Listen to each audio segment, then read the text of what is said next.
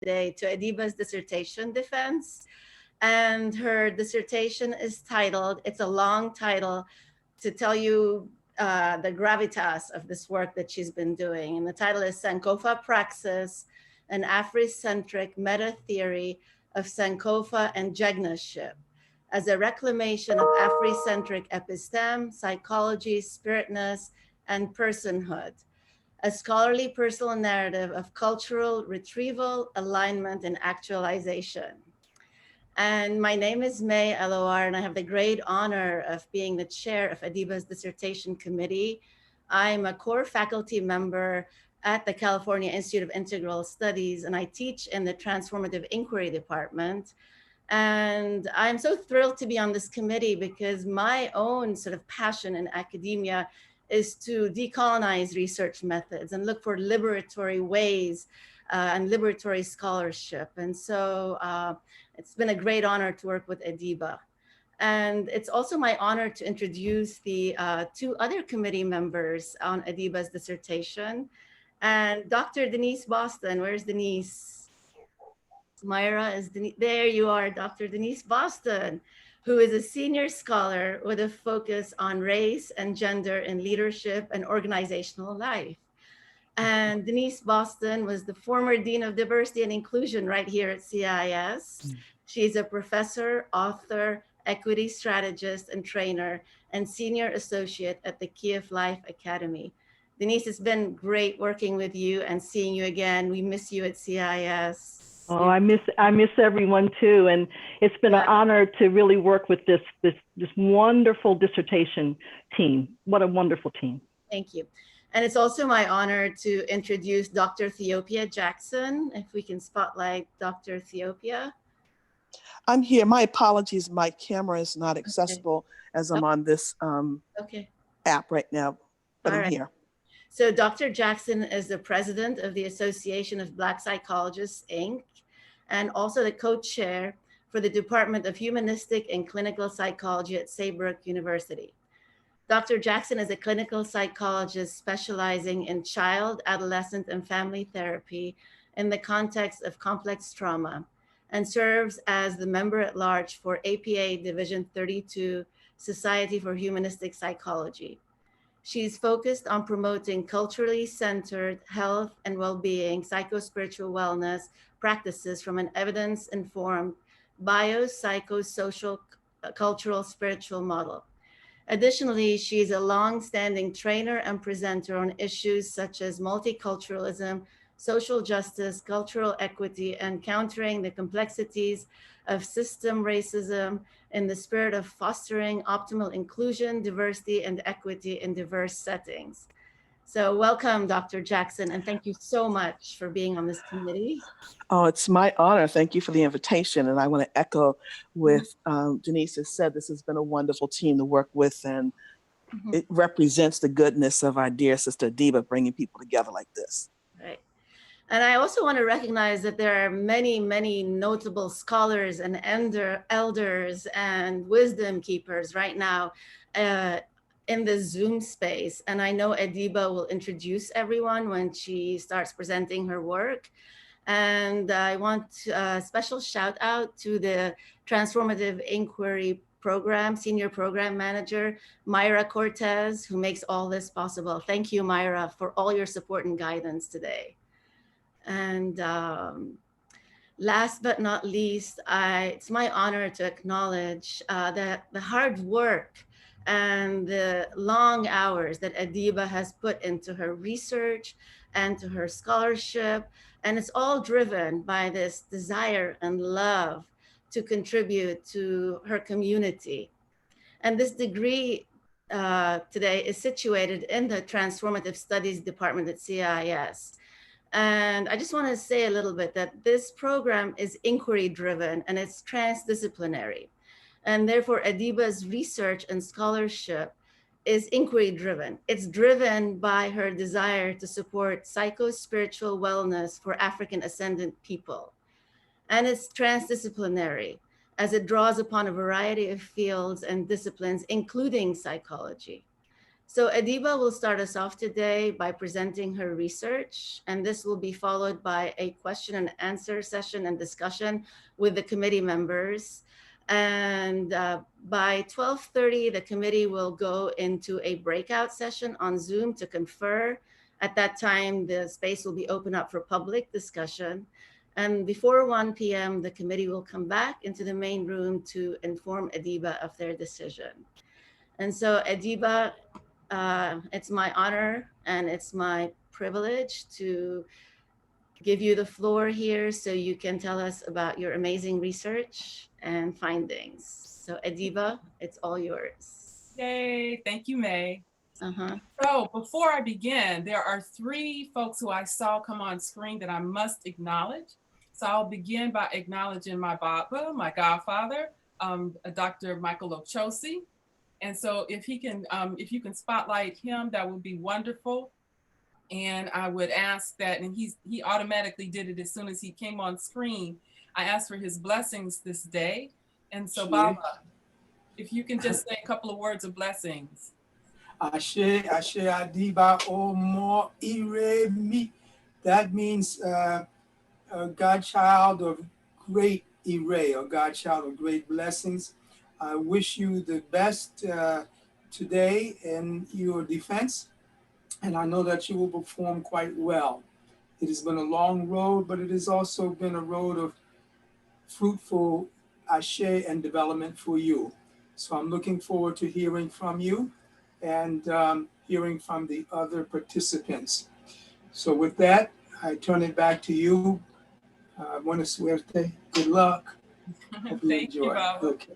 Yes, and above all, enjoy yourself. Yes, yes, indeed. That's indeed. important. And I will call on next Dr. Goddard. Baba Goddard has joined us. If you can spotlight him on the screen. Dr. Goddard. I think he has a different name on his screen. He might be waiting. There he is. Yes, greetings, Dr. Goddard. If you could just say a couple of words of blessings, I would appreciate that.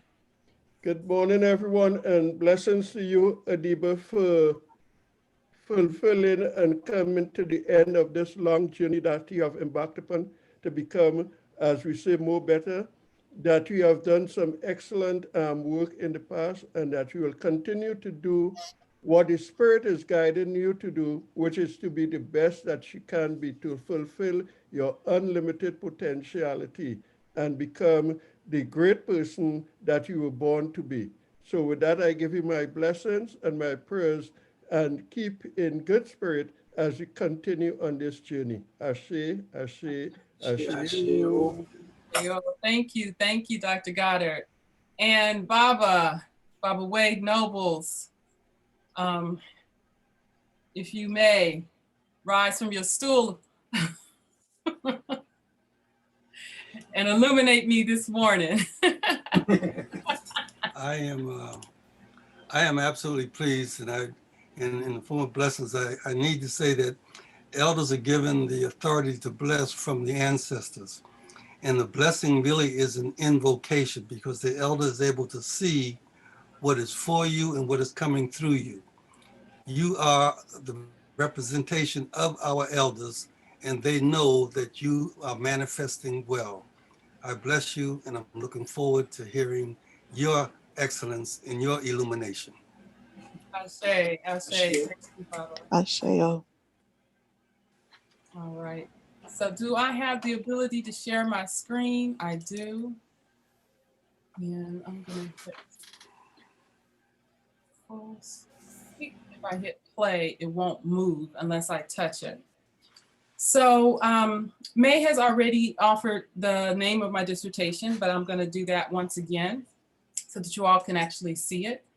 So my work is titled Sankofa Praxis, an Afrocentric Meta Theory of Sankofa and Jegnaship as a reclamation of Afrocentric episteme, psychology, spiritness, and personhood, and a scholarly personal narrative of cultural retrieval, alignment, and actualization.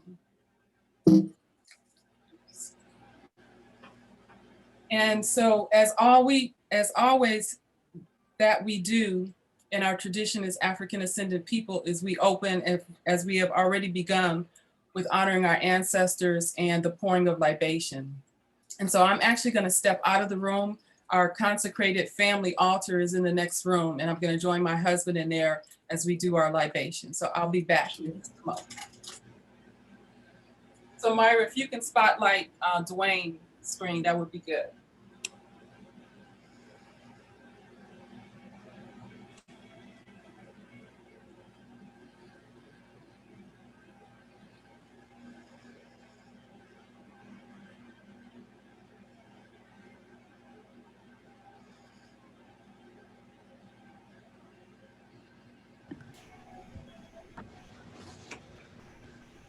All right. Mojuba Oludumare, I give praise to God who is the source of all life-giving water. Iba Olorun Obani Won Fon Eji Iworo Uiworo, I give praise to God who is the source of constant rain. Omi Tutu, fresh water. Ona Tutu, to freshen the road. Ile Tutu, to freshen the house. Tutu Igungun, to freshen the spirits of the ancestors. Tutu Aye Orun, to freshen the concept of heaven. Tutu Gedi Nimbo, to freshen the ancient issue of the ancestors. Tutu Mbagbaona, to freshen the ancient issue of the road.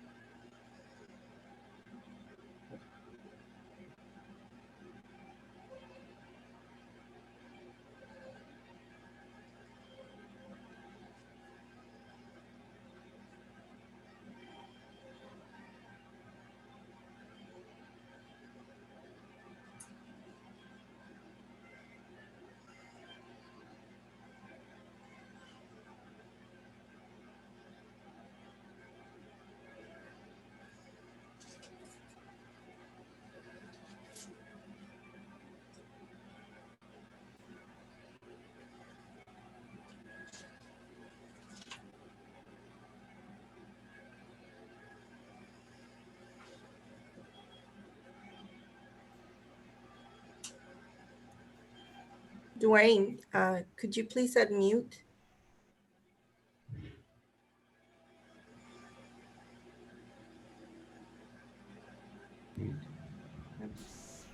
Just have to do that again.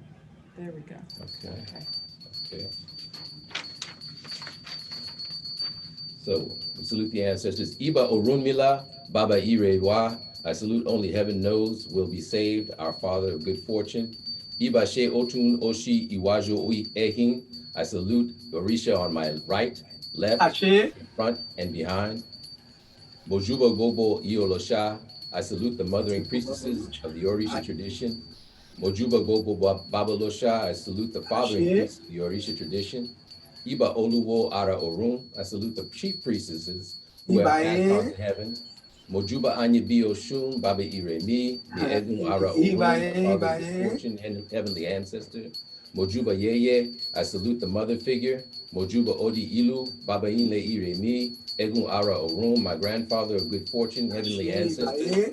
Mojuba Oshun, Atari Egun Ara Orun. Mojuba Iku Beri Lojo, Olodumare, I salute the dead who sit at the feet of Olodumare. Oba Aye Orun, Ajuba Alagba Orun, I salute the kings and the elders of heaven. We salute and ask the blessings of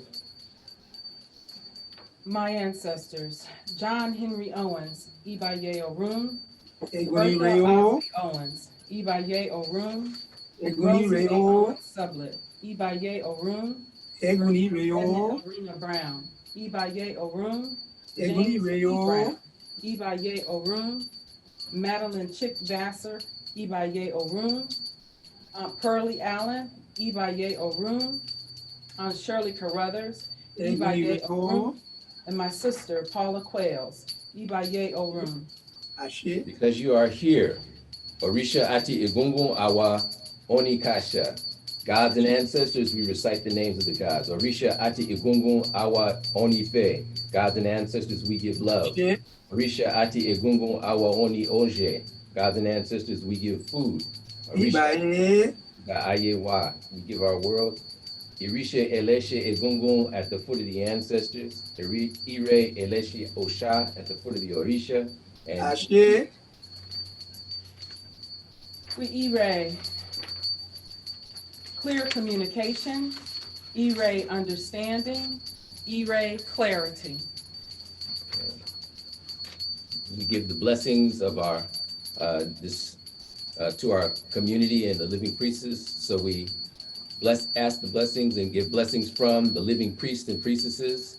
Kinkamashe Oba Ilumi, Kinkamashe Oshun Rere, Kinkamashe Oyeniwe, Iyanla Iremi, Kinkamashe Omitio Lukun, Ojubona Iremi, Iawo Mishe, Kinikishe, Kinkimashe, Sior Iworo, all the Orishas and ancestors and elders of my house. Kinkamashe Omoloditi Wale, Kinkamashe Baba Edgar, Kinkamashe Mama Rosa. And so we also give prayers of support to our beloved community and prayers to the ancestors. I take this moment to acknowledge all of my mothers, Hilda Deterville, Nadine Nelson, Sarah Stocker, and Mother Roan. Ashe. Ashe, Ashe. That's it. Okay, so Adeeba is going to our warriors altar now, which is for Orisha, 4 main Orisha, and she's going to ask blessings from these Orisha. And just to begin, I would say Omi Tutu, Ile Tutu, Tutu Geri Nimbo, Tutu Alashe. So I asked Adeeba, opener of the way, for clear communication, clear thought, and to close the way to miscommunication, close the way to confusion. Baba Ogun, I ask to strengthen my warrior spirit, to make all technology work in our favor, and to clear the way of any obstacles that Baba Legba has provided for us. Give us clarity as a skilled hunter and tracker, and identify all of the things on our path that are there for our advantage, so that we may be able to take advantage of them. That we are able to go straight to our goal like a skilled hunter. Osan, I ask and I give thanks for a clear and upright head, and that I live a life in alignment with my destiny, and that I am able to experience Ori Ire. Ashe. Ashe.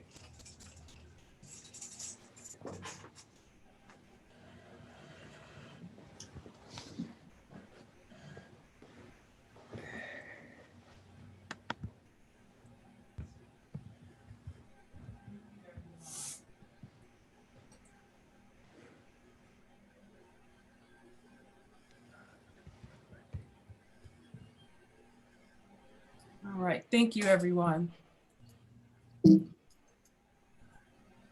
Oops, got to get the little advancing thing to go here. There we go. So we're going to start with the introduction. Basically, I'm going to run through my dissertation as efficiently as I can. It's in 5 chapters. The introduction, the literature review, the method section, the narratives, and you'll find out more about what those are in a moment, and the conclusion. And I wanted to start sort of situating some of the language that I'll be using, especially here in the introduction, and then also make another announcement to help support myself in this process. So I have some site limitations, which makes it sometimes difficult for me to read text on the screen. And so on occasion, you will hear my husband take his phone, his system off mute and read on my behalf. So you don't necessarily need to spotlight him, Myra, on the camera, what have you. He's sort of my interpretive voice to assist me with being able to see what's on the screen. Okay. And in the introduction here, you'll hear me, and I think you heard May also use this term, African ascendant. And so I wanted to just take a moment, because you'll see that repeatedly throughout the presentation, that I use the term ascendant for a reason. So oftentimes when people think about the word descent, it has a derivative sort of tone to it to me, that there was this thing that was, you know, the thing, and now we are all sort of a derivative of and descended from this fixed thing. And as I see it, we as African people, we are in a constant state of ascendancy. We are always have been, always will be, and we will eternally be in a state of African ascendancy. And so it is not just a personal state, that one of DNA and ancestry. It is the African state of being is one, the ontology of African beingness is that of ascendance. And so you'll see that I use that term consistently throughout the dissertation. So as demonstrated, I am taking an emic approach to my work, and that I see that my work is situated in the views and values of Africanity, and that its primary intention is to advance African views, values, and symbolism. It focuses on the restoration of African self through engaging our intellectual and philosophical brilliance. It is situated in the reclamation, reascension, and revitalization of Africanity, and my lived Black experience of being, becoming, belonging, and beginning. It seeks to make a contribution to guide African ascended people in achieving alignment and self-actualization for psychospiritual wellness. The way that I came to this was really out of my own personal quest for wanting to be alive and on this planet. I experienced a great deal of upheaval in my life as I was coming into my young 20s. And I was adopted when I was about 3 weeks old. And so when I do my Ijuba and I do my prayers and I talk about all of my mothers and so forth, a good friend, Rachel Bryant, who was with us today, she says that I have a nomadic family. I am a nomadic familia. And so I tend to pick up family as different places as I go. And one of the things that I understood innately is that in this life journey that I've been on, even from my birth, where I was born by one mother and then another mother took me in her hands and handed me to a new mother, and that I've had this series of mothers all along the way to ensure that my optimal best experience could be made available. And I knew intuitively that there was something that was divine that was happening there, and that it was contributing to my ability to contribute to the world. And so that the work that I was then doing with other Black women and with students and so forth, there was some connection that was there. And so when I finally decided to step away from my career in another field and commit fully to this academic journey, these were some of those guiding questions that had been a part of my life for many, many years. So how did my intuitive and internal experiences and practices lead me to a sense of psychospiritual wellness and alignment? How can I articulate these experiences and practices to guide others towards a psychospiritual wellness and alignment? How did Jegnaship, intentionally guided relationships, impact my journey to psychospiritual wellness and alignment? And what are the patterns to knowing and knowledge acquisition that contributed to the psychospiritual wellness and alignment that I've experienced? So I can see, I'm gonna pause for just a second. I have to move you all off my screen because it blocks some of my words when I get to the bottom. So I don't like not being able to see you. So let me see if there's a way I can angle this. My husband's coming to the rescue. Oh, okay, you can There we go. The small. Yeah, but that makes everybody disappear. I want them just kind of over to the side. So I think we worked it out. Thank you. So these guiding questions ultimately led me to my core question for my dissertation research, which is, what are the necessary components to construct a transformational meta theory of Afrocentric psychospiritual wellness? What goes into the calabash of Sankofa Praxis? And so this question, one of the challenges that came up in the composition of this was oftentimes when people are writing a dissertation, they may have a question, but they don't know what the answer is to that question. They're seeking to find the answer. And in some cases that was true for me, but there were also some things that were already in place. And so this notion of Sankofa as a practice, where you're standing, you're in this constant motion of looking back and taking account of where you are so that you can then be able to move forward. It's a dynamic experience that's always happening. It's a secular experience that's always happening. And so even though I'm writing this from what I perceive to be a self-actualized self, I'm in a place where I am in alignment and doing the work that I am called to do. And I was in the process of the dissertation, I was reflecting back and looking at my life journey and pulling stories and highlights and different pieces of people along the way, the Jegna along the way that informed me. And then seeing how specifically those formed a meta theory. So I came to this already knowing some things. I came knowing that Sankofa was going to be front and center. I came to this knowing that it would be a praxis, that this would be something that was alive, it would be a meta theory, something that would not only just help me understand what happened to me, how did I get to be who I am and where I am, but how, more importantly, as importantly, how could I then show this to others so that they could take this even separate from me and be able to engage with it in a tangible way for themselves. And so this notion of the calabash occurred to me along the way. In 2017, I attended the National Convention of Black Psychologists, and Baba Nobles did a presentation entitled Rescuing the Language and Logic of Saku, the Future of Pan-African Black Psychology.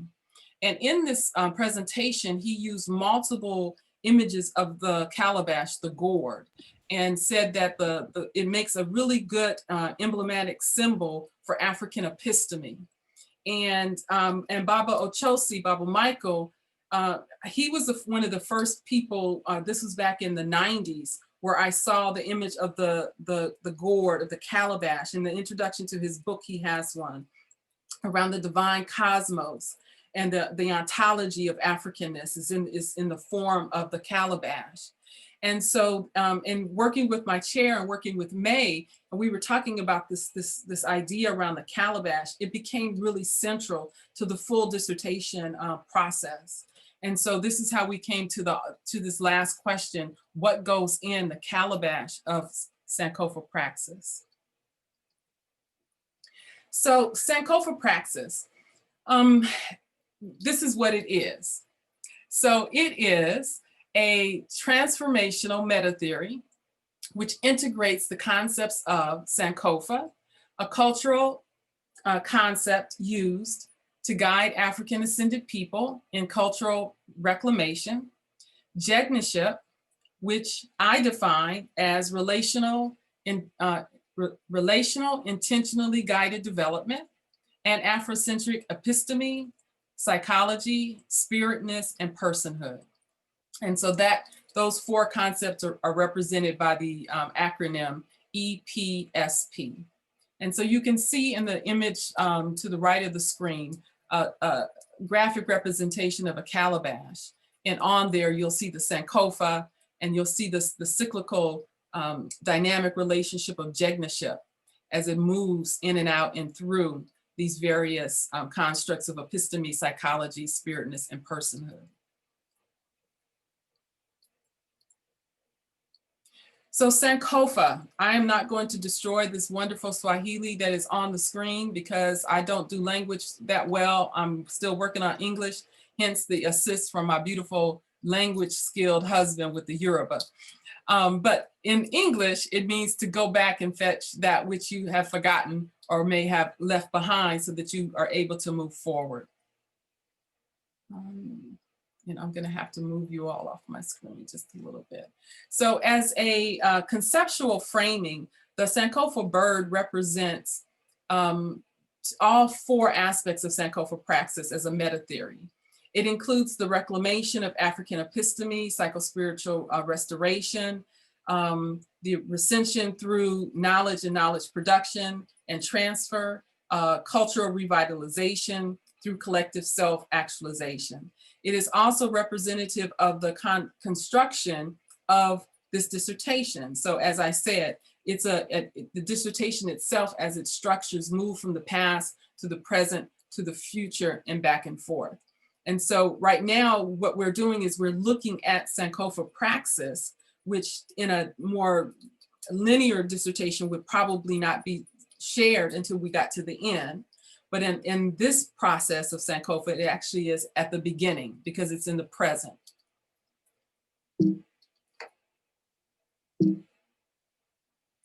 So Jegnaship is the second concept. So we already talked about Sankofa. That's one of the main concepts of Sankofa praxis. So Jegnaship is the other second leg that it stands on.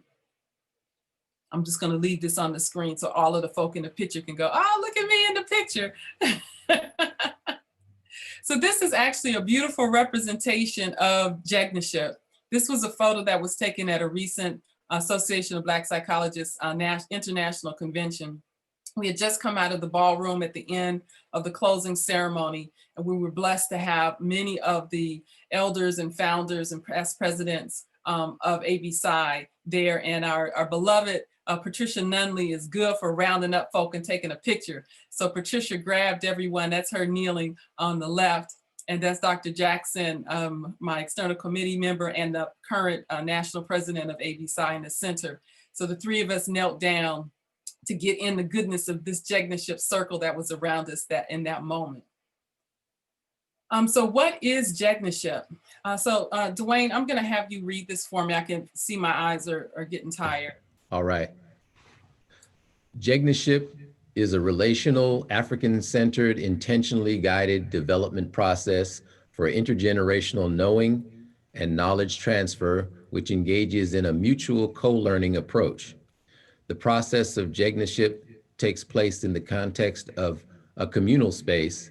This space can take a variety of forms, including within an organization, affinity group, or a field of study. Jegnaship is not mentorship, as Jegnaship is a mutually supportive learning development process in which knowing and knowledge production moves dynamically. Jegnaship at its roots embraces communal, relational notions of personhood, which entails the consideration of both earthly and spiritual obligations. Jegnaship is praxis that can be applied in a variety of spaces. Applying Jegnaship as an African-centered transformative learning praxis process will make a unique contribution to the literature regarding Afrocentric praxis. Thank you. So again, really wanting to emphasize that Jegnaship is not mentorship. It is a very separate and different thing.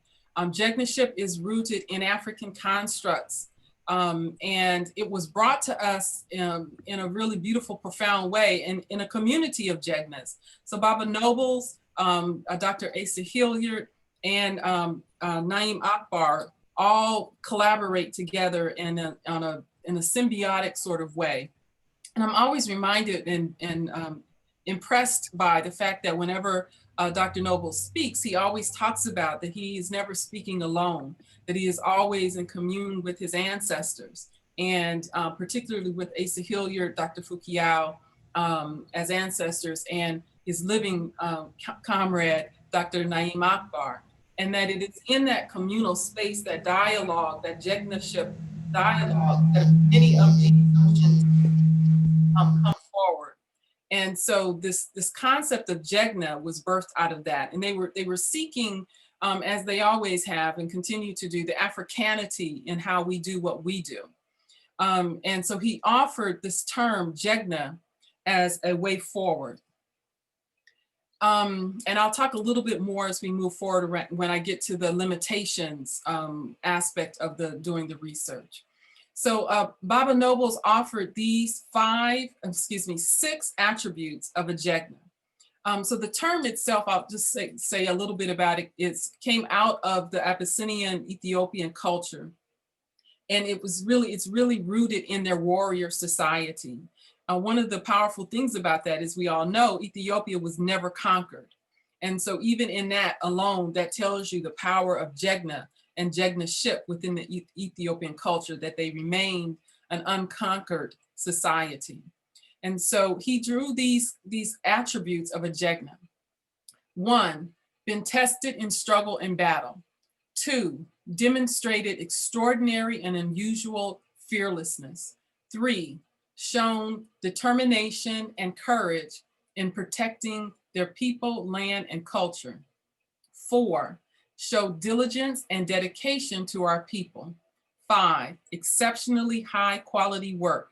And 6, dedicated themselves to the protection, defense, nurturance, and development of young by advancing our people, place, and culture. And some of you who are familiar with CIIS, that is the lobby at CIIS, and that's Dr. Nobles in conversation with 2 young students from our community, one from our community mental health program, and the other is, both of them are alumni now of the drama therapy program. And they were a part of a ABSI cohort that we ran at CIIS. So the counterpart to a Jegna is a Jegni. And so all of this, and I'm going to talk more about this as I go along, is really situated within the Association of Black Psychologists, ABSI. And so within that structure, one of the things that have been coming up is, so I'm hesitating because I don't want to get ahead of myself. So in this relationship of a Jegna and a Jegni, who is a Jegni? So Baba had done a marvelous job of offering us some outlines and guidelines for the Jegna, but very little, as I can find it, had really been written as yet on the Jegni side of that relationship. So I offered these.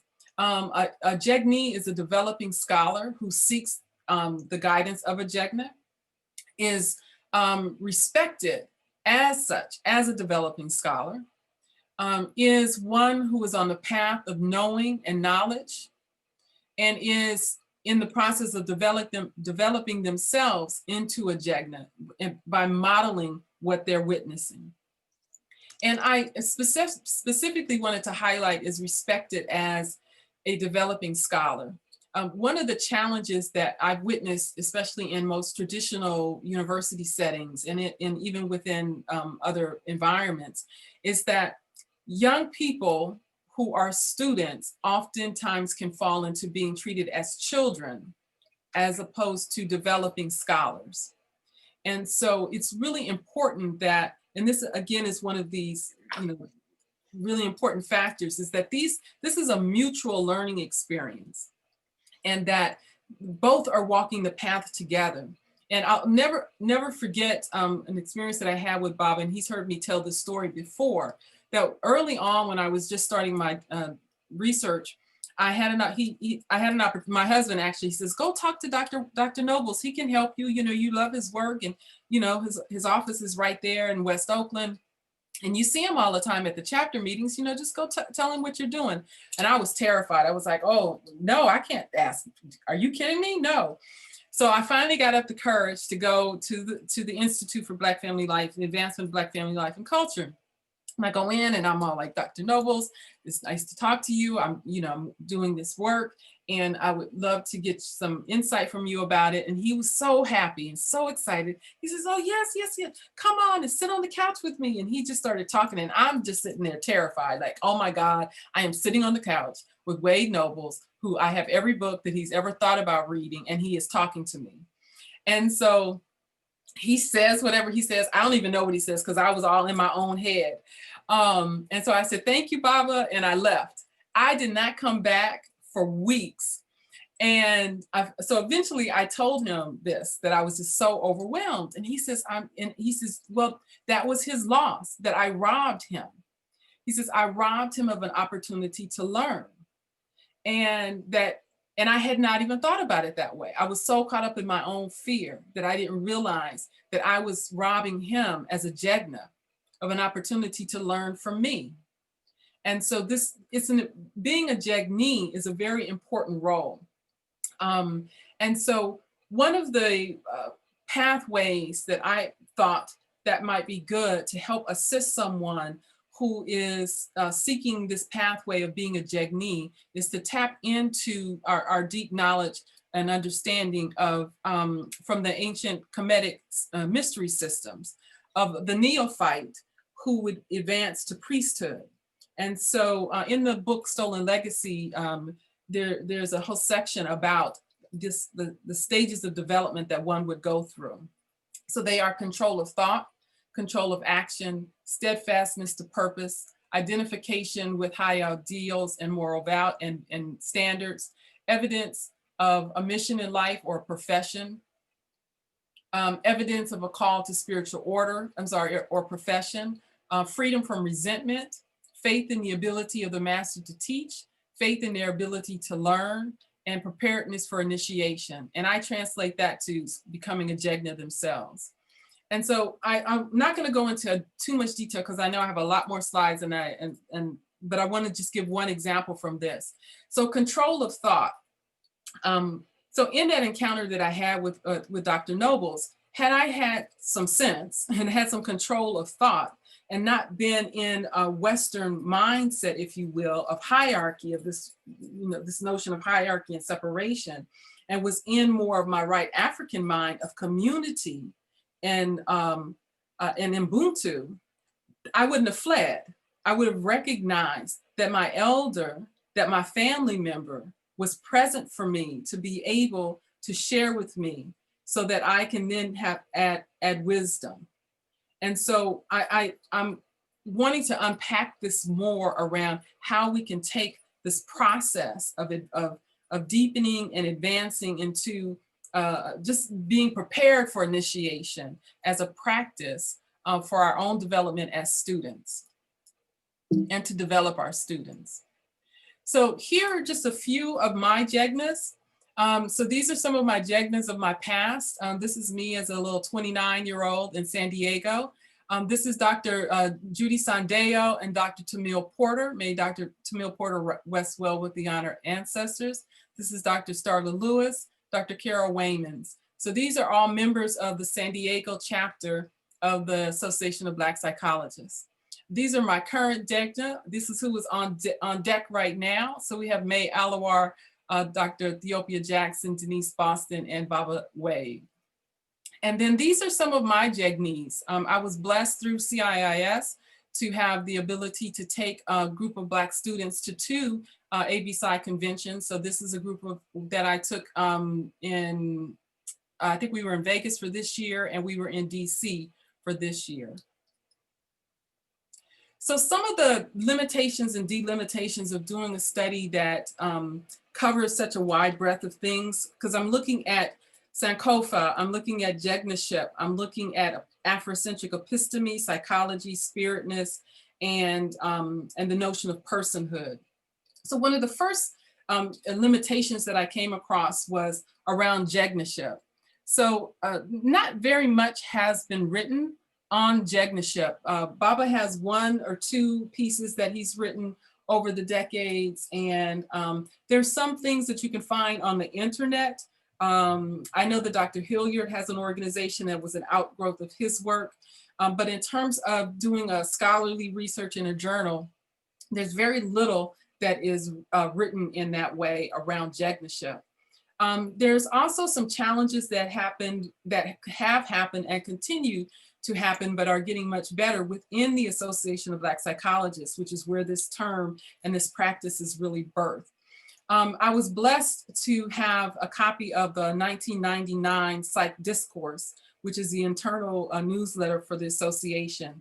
And in it, there's an article by Tiffany Herbert in 1999, and she was a member of the Student Circle.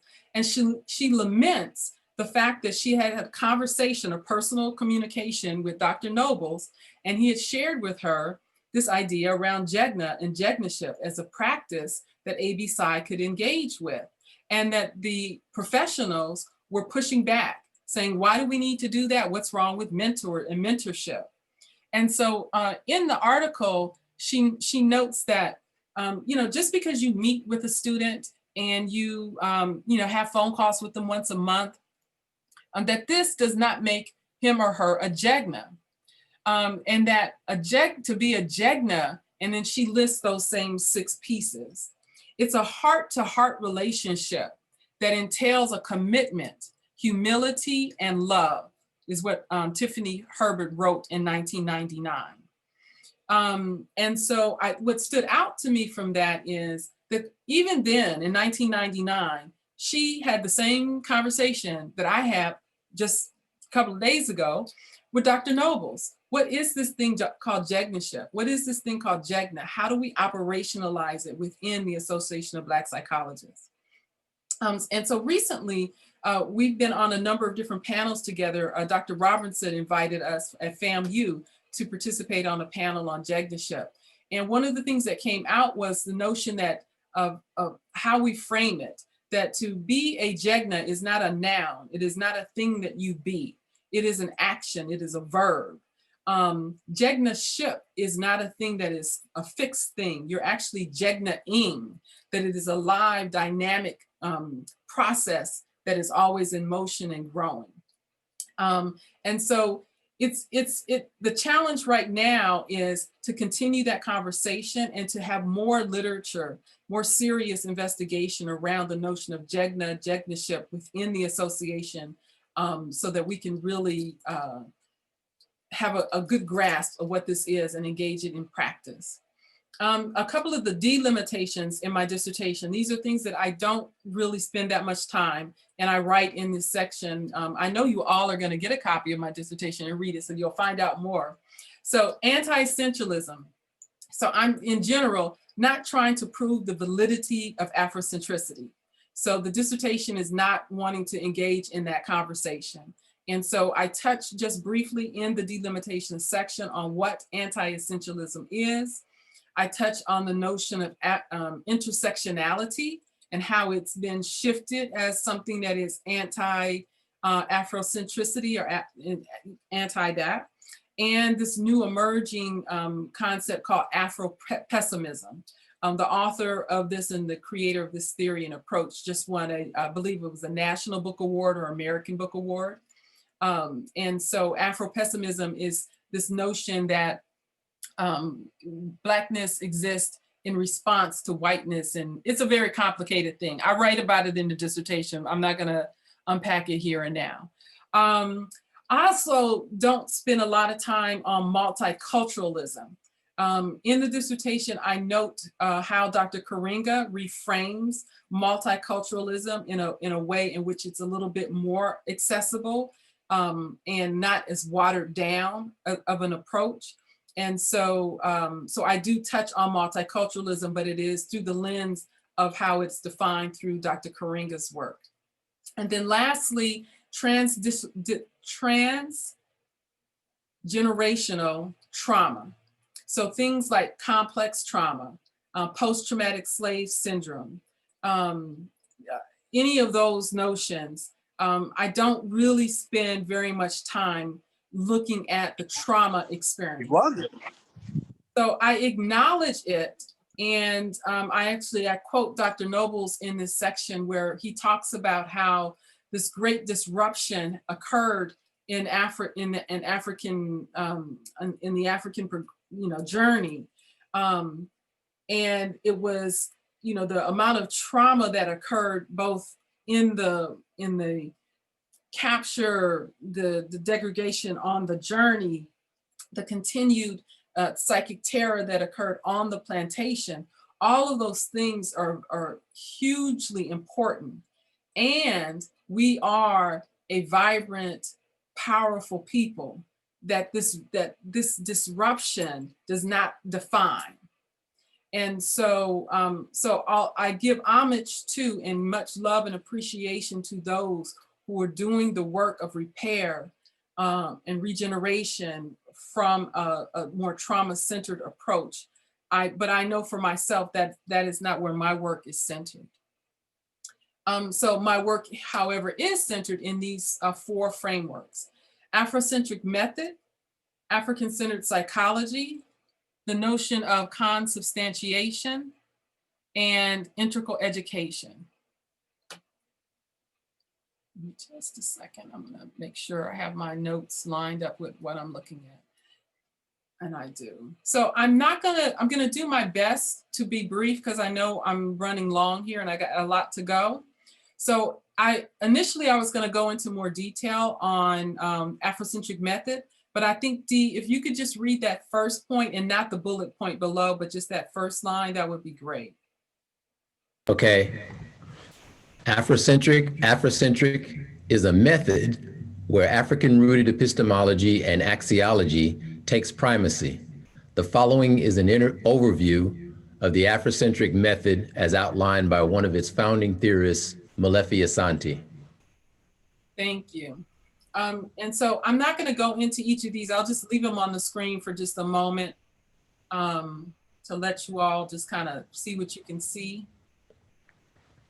It's basically talking about how you locate information, how you locate both the scholar who is writing the materials, how you locate the materials that you're reading, how you locate what is happening on systemically around you, and how you are able to better then interpret what is going on so that you can engage with it in with agency and decenter Eurocentrism and Western hegemony and center yourself in Africanity and the notions and constructs of Africanity. So I'll just leave these on the screen for just a moment.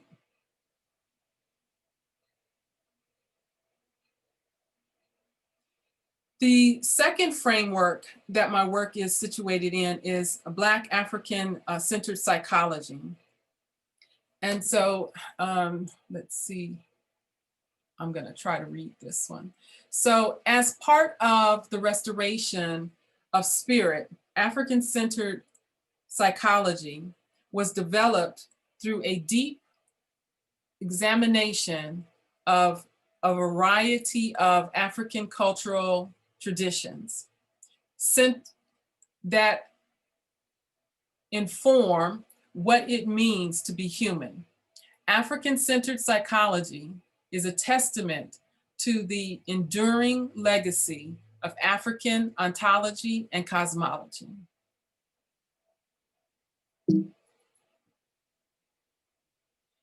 So Dee, I'm gonna have you read this for me. So I'm gonna pause for just a second. So what I just read is my summary of this. This is the actual official statement from ABSI in 1999, I believe it was, that defined African-centered Black psychology.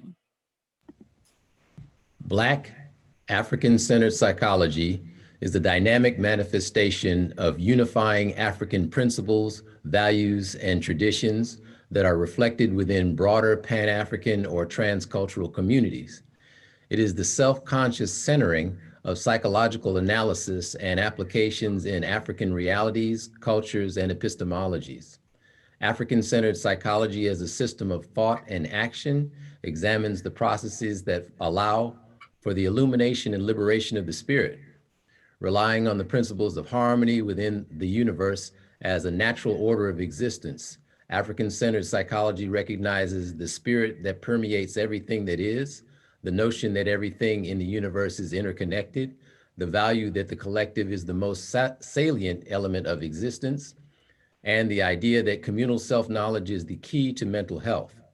African psychology is ultimately concerned with understanding the systems of meaning of human beingness, the features of human functioning, and the restoration of normal, natural order to human development. As such, it is used to resolve personal and social problems and to promote optimal functioning. Thank you. So the third framing for my dissertation is the notion of consubstantiation. Consubstantiation is the notion that there is interdependence among all beings within the universe. All living creatures are imbued with the same living divine essence. Spirit is primary.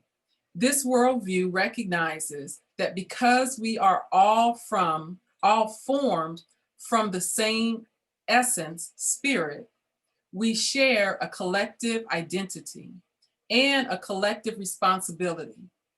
Nobles stated, the principle of consubstantiation states that elements of the universe are of one substance.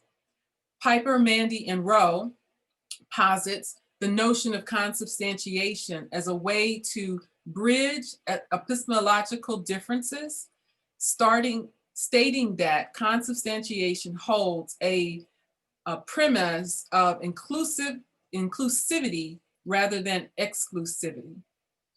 And so I want to just pause here for a couple of things. I want to acknowledge the recent transition of Dr. Piper Mandy, and may she rest well with the honored ancestors. It is a great loss to us of her passing.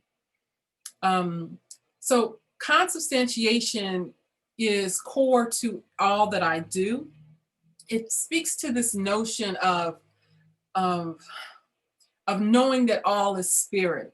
It's like a balm to me. It's a peacemaking salve that sort of flows over all things, so that even in the midst of situations where it feels disruptive, it's a deeper understanding than just being compassionate to something, but it's this notion of a deep understanding that we're all here together, and what we're attempting to do is to find a pathway forward. And that if we can stay in conversation, stay in community, stay in relationship with one another, that we're more likely to be able to do that. And this is really important as I move forward, and you'll see when we talk about the different thrusts of conversations and approaches that have come up in the field of Black studies and by extension, Black psychology. My final framing is integral education. And what the image that's on the right of the screen is the logo for CIIS. So integral is the notion of it from the CIIS website, and the intention as we use it as an institution is to connect the spiritual and practical dimensions of the intellectual life. And at CIIS, we embrace an integral education as being one that is transdisciplinary and that is inquiry driven. At CIIS, it also really emphasizes an East-West dynamic. I've been at CIIS since 2010. I've held a variety of different roles as student, both undergrad student all the way now to doctoral student. I've been on staff in a number of different staff positions, and I also teach as an adjunct in a couple of different programs and do independent study with the students in other programs. So I have a decade in the hallways of CIIS. I feel as if I know it well. The roles that I had as staff gave me access to some of the more higher internal administrative president's meetings, because I was the person taking the minutes in the room. So one of the things that has been true, and we are working really diligently to make not true any longer, is there's been very limited engagement with African philosophy or other indigenous knowledge, for that matter, at CIIS. And it's been an ongoing frustration for many of us who come to the university with this beautiful symbol of, connecting spirit and practicing all of these wonderful things, and yet we are still absent from the conversations. We're still, for the most part, absent from the curriculum, and we're still unseen. And that when attempts have been made, and myself and Rachel over the last decade, and many, many others whose names I'm not even going to start listing because I will forget someone, but I will mention one, Dr. Denise Boston, who was the predecessor to Rachel as the Dean of Diversity and Inclusion. The work that Black folks, predominantly Black women, have done over the decades plus at CIS to bring African philosophy and culture to the space has unfortunately never lasted yet to last beyond their presence there. So when they leave the institution, that wisdom and knowledge tends to leave with it, and there is no evidence that it was ever there before. And so when we get to the end and I talk about the work that I'm currently engaged in, hopefully we're at a place where that may be changing. So in my literature review is where I do a deep dive into the four main concepts of Sankofa Praxis. So just going back to the beginning to remind you. So we have the calabash, and the calabash represents basically the divine, the ancestors, or Jegnaship. So it's the calabash of Jegnaship. And within the calabash, we're doing a Sankofa Praxis process of recovery, retrieval, seeing where you are now. And the way in which that's happening, what the Jegnaship is doing, the Jegnis and the Jegnas are doing, is they're going through this process of these four key points: Afrocentric episteme, Afrocentric African-centered psychology, Afrocentric spiritness, and Afrocentric personhood, or Ubuntu. And so the literature review situates each of those and does a much more deeper dive into each of those constructs. So as I define it, I see Afrocentric episteme, again, situated in the field of Africology. I've highlighted in the dissertation these subsections. So I take a look at the epistemological debates that have happened and continue to happen within the field of Africology. I look at the notion of Black history knowledge, both in terms of looking at the field of history and what does that mean. So two key things emerged out of that was perceiving of history from having a historical understanding where you can sort of say, I'll hear the facts of what happened, versus having historical meaning where you can understand and interpret the facts of things that happen and position them within the location theory that Asante speaks of in the Afrocentric method. And then also taking into account one's lived Black experience. Some of the work that points to this is some young people, I say that they're young, I think that they are. Chaplin and Hilliard have done a beautiful piece looking at Black history knowledge. And so I reference and draw a lot from their work. And then I also look at teaching Black psychology. And one of my favorite syllabi, I did a search syllabus on Black psychology and where it's being taught, is that Dr. Grayson Simpson and Shamika, I know you're on the call here. She was at your university. I had pulled her syllabus, it's in my dissertation. And the course that she taught is just phenomenal. It's a great example.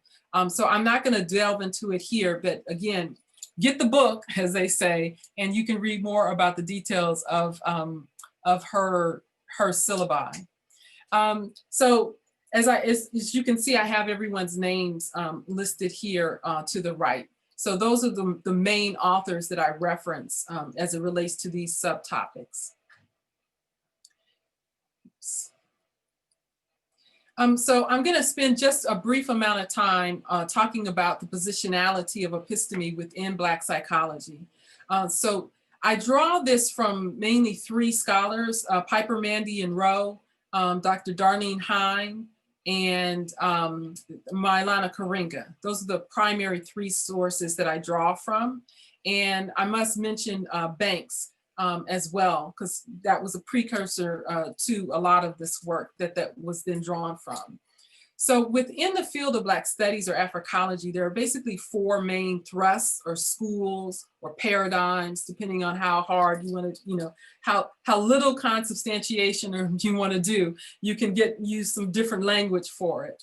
But the way in which I love how Dr. Rowe and Dr. Piper Mandy framed it as thrusts that appear within the field of African-centered Black psychology, where it generally started off as traditionalist. So I won't say started off, because all of these things were happening simultaneously. It's not like it's a linear process. And I'm the one who selected the visual representation to sort of go along with it. So traditionalists tend to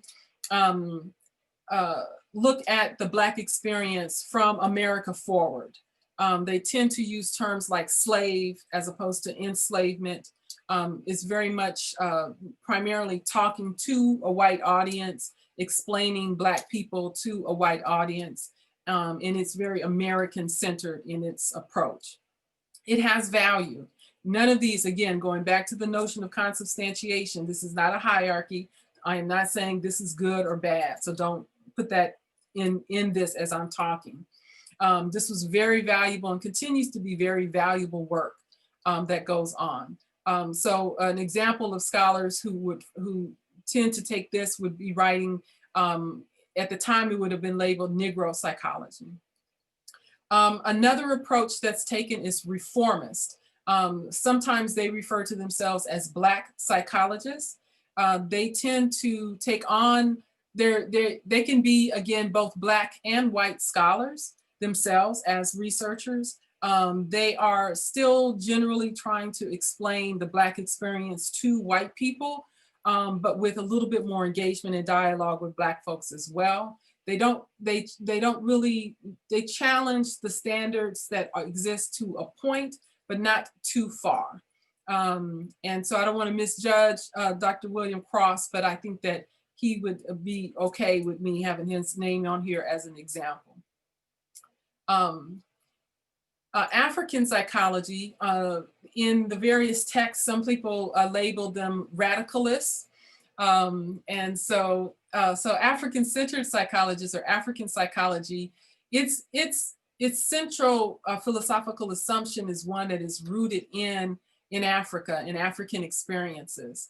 It is diasporing in its perspectives. It begins our experience on the continent of Africa and sees it as an ongoing conversation that is continuously evolving and dynamic in its expression. And Dr. Nobles and Goddard and pretty much everybody else who's on this call today would fall within this framing.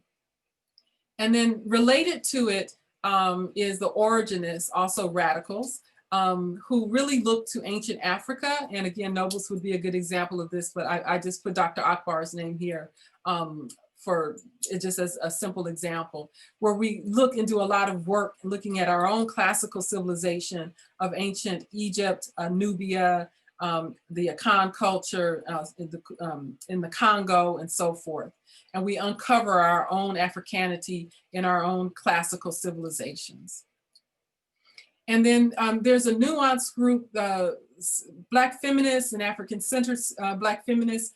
They can fall within and take perspectives within any of these different dynamics. Some Black feminists take a more traditionalist approach where they do a lot of stuff around slave narratives. Some Black feminists will take a more African-centered approach. Dr. Aranette White, may she rest well with the honor ancestors, was a brilliant scholar who did a lot of work as an African-centered Black feminist. There's another scholar, Cynthia Dillard, who does work now through an African-centered lens in dark and feminist epistemology.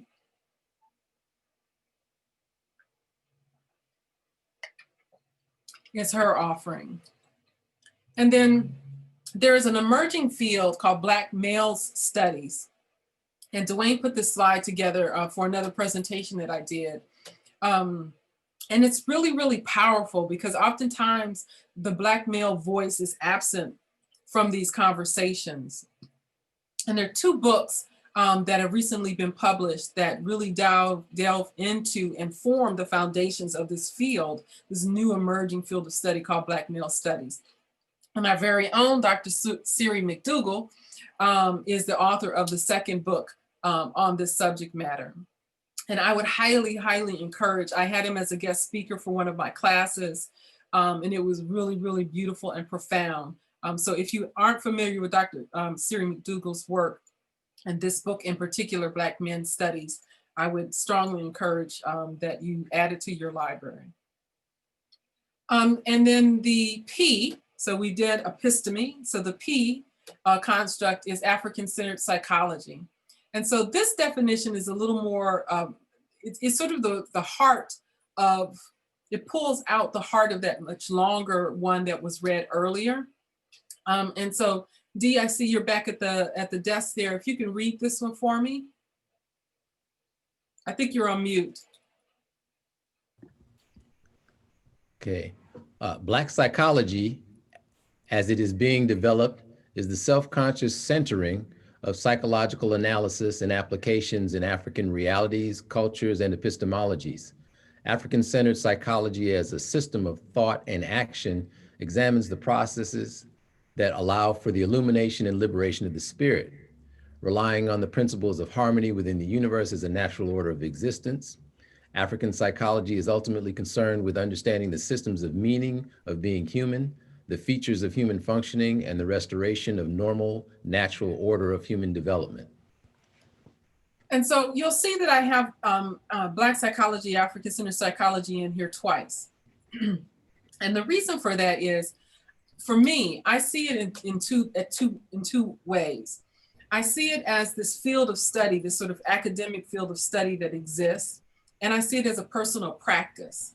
And actually, I would say it's three ways. And I see it as an organization, the Association of Black Psychologists, the organization itself. And so for me, as a personal practice, the place that I connected, and the reason why you see Baba's name mentioned here frequently, is as a young 20-year-old, I think that the very first book that I ever received, Dee, I'm gonna have you mute because I can hear you moving your papers. Thank you. The very first text that I ever received from one of my Jegnas when I was at San Diego Community College was this book.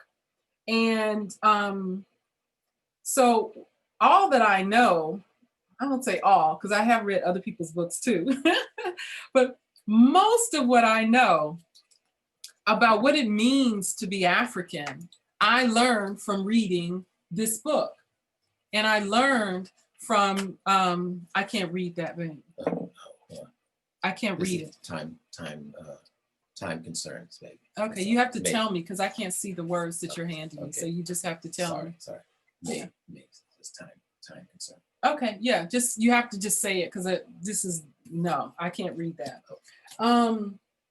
And so what I know about being African, what I know about human beingness is very much steeped in and rooted in the teachings and learnings that I've received from Dr. Wade Nobles.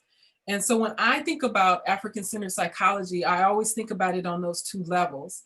I think about it as a field of study, and I think about it as a lived experience.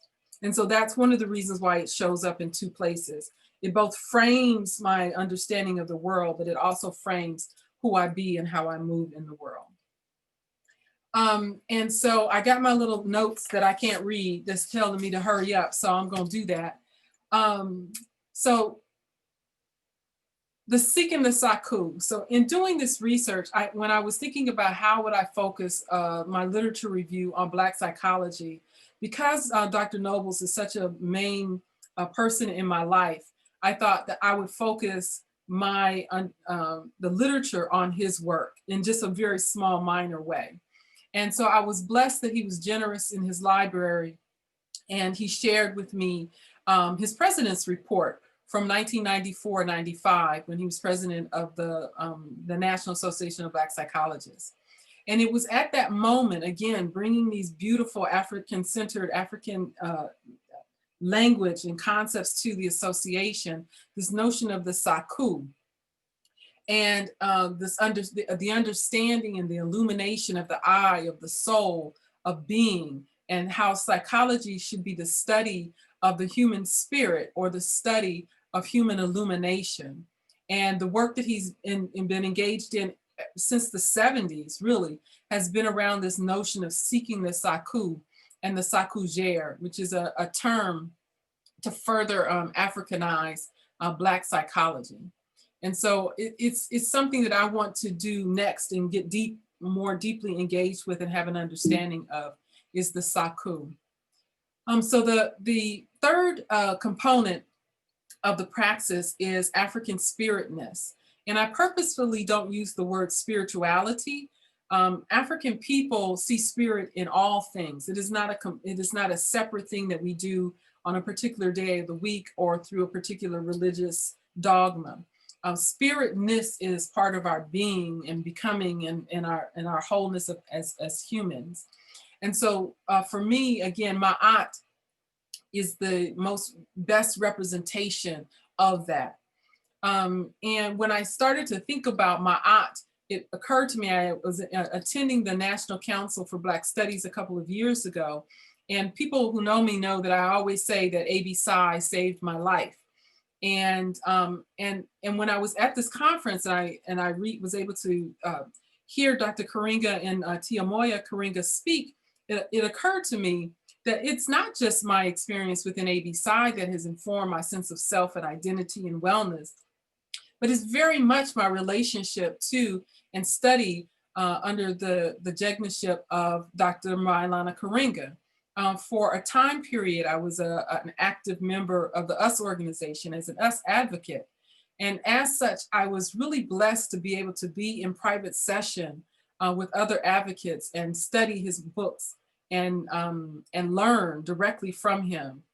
And so I've been blessed to have in my library some texts that aren't widely available. And so again, this time I had courage because I had learned from my experience from Dr. Nobles, and I talked to Dr. Karinga, and I told him that, I was doing my dissertation research and doing things on Ma'at, and how much I appreciated and valued my time and what I know and learn about Ma'at, I know through him. And he says, well, then to be correct, and if any of you know Karinga, being correct is the thing that you need to be, then you should name it Kawida Ma'at, because Kawida informs how he understands Ma'at, and it is how I have come to understand Ma'at. And so, Kawida Ma'at, and these are the definitions of truth, justice, righteousness, harmony, order, balance, and reciprocity as interpreted through the lens of Kawida. I'm going to move ahead quickly now. My apologies. And so the place where psychology and Ma'at sort of come together, and again, this is from the work of Nobles, is in the Psychostasia, and where he talks about how this is a dramatization of consciousness as the first conceptualization of African psychology as the illumination and judgment of the human spirit. And so if I had time, I could walk you through this, which I love doing, and you all have to come to a class with me and I'll walk you all through it.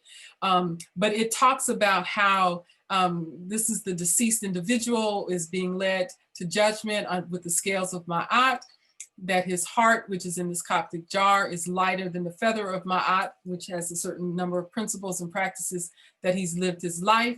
This is Jehudi, who has recorded how he has lived his life. This individual has lived their life. They did good because the beast is looking this way and did not devour them. And now they're being led into the divine family. And there's a whole bunch of other stuff that goes along with this around how this becomes an interpretation of how do we know we're in our right mind? How do we know that we're living a psycho-spiritually aligned life? And when disruption occurs, when there's a shattering of our consciousness, when we're out of mental health and mental spiritual alignment, it's how it ties back into the notion of Ma'at. And to be realigned back into Ma'at is what mental health and wellness is. So the fourth and final construct within Sankofa Praxis is Ubuntu, the notion of Afrocentric personhood. And so it basically speaks to this, again, going back to Spirit-Ness and this we are spirit, and taking into consideration that we are not just this one individual embodied being, but that we are our ancestors, we are ourselves, we are our present family, we are our children and grandchildren and so forth. And that the notion of who we are, how we exist, is in relationship to all of these things simultaneously all the time. And so there is no real sense of self as individual self. It's self as a communal self. So this gets trivialized into a little postcard sort of thing. I am because we are, but it's a real tangible thing that one can live and experience. And so I spend a little bit more time in the dissertation unpacking the notion of Ubuntu. So the scholarly personal narrative. So the method that I used is this method not a lot of people have heard of called scholarly personal narrative. It's a very symbiotic one that works well with my frameworks. And I have a chart here later on that I'll show you where it works really harmoniously with Afrocentric, African-centered psychology and consubstantiation and integral education. And it's inquiry driven, and it situates one in your own lived experience.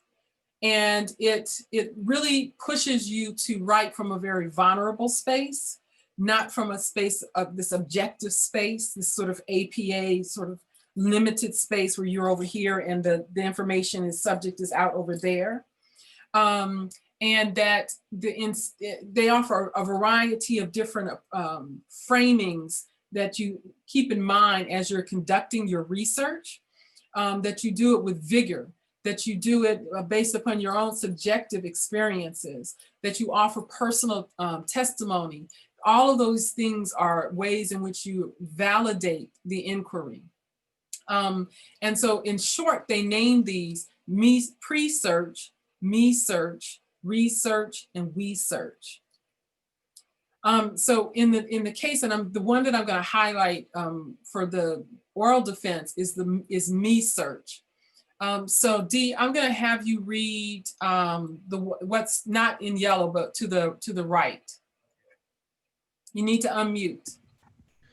Most scholars were socialized by the academy to validate our interpretations and observations by quoting the experts and by citing the relevant literature, to cite the authoritative other rather than to express the subjective self in their writing. This is especially true when one is writing an American Psychology Association APA style, a style rooted in Western empirical scientific episteme. In contrast, we believe that some notions of intellectual truth are also personally rooted, context dependent, and ever-changing. In this sense, both student and scholar construct, narrativize, tell stories about truth instead of objectively representing or mirroring it. Thank you. So one of the challenges that I came up in the dissertation process was, where's the, APA being sort of, front and center. And so two things in response to that. One is, because I'm in the transformative studies program, not in a psychology program, actually I have the option to utilize a variety of different styles, APA being one of many that I could have selected. APA was primarily selected because most of my work and that I engage in is situated within the field of psychology. That's sort of my dominant field of discourse, if you will, is psychology, although my work is really transdisciplinary. And the method specifically is not situated within APA. It does what it can to be in harmony with it, but it does not hold fast and true to APA guidelines. And so one of the places where this is best represented is in the use of names in the narratives themselves. So these 10 guidelines, this is how one is able to tell whether or not you're just telling a beautiful story, sort of this memoir. Isn't that lovely that you had that experience? Oh, that was horrible. Sorry that happened to you. What makes it scholarly? So these are the 10 guidelines to recognize whether or not what you're writing is actually scholarly. So they want you to make sure that it's clean. It's got to be interesting. So first and foremost, it needs to be interesting. It needs to move from the particular to the general. It needs to draw some larger implications from the personal stories. It has to provide a way in which it is universalizable so that other people can take it and they can say, okay, this is how I can apply this to my own life. In places where citations make sense, use those citations. And understand that, keep it elegant, keep the language brief, it's not poetic, you're not writing a poem. And so I did my very best to keep all of these 10 factors in mind as I was writing. So I'm gonna click here and show you, as part of my data process, I created a mind map of my life. And so each module has personal, professional, financial, and academic. And I wrote out in each module what was happening in my life. So this is 1981 to 88. That's where I was at school. This is where I was living. This is my different personal relationships and professional relationships that I was engaged in. Sorry to interrupt. I'm sorry, say The that. shared screen is blank. We're not seeing the images. Okay, got you.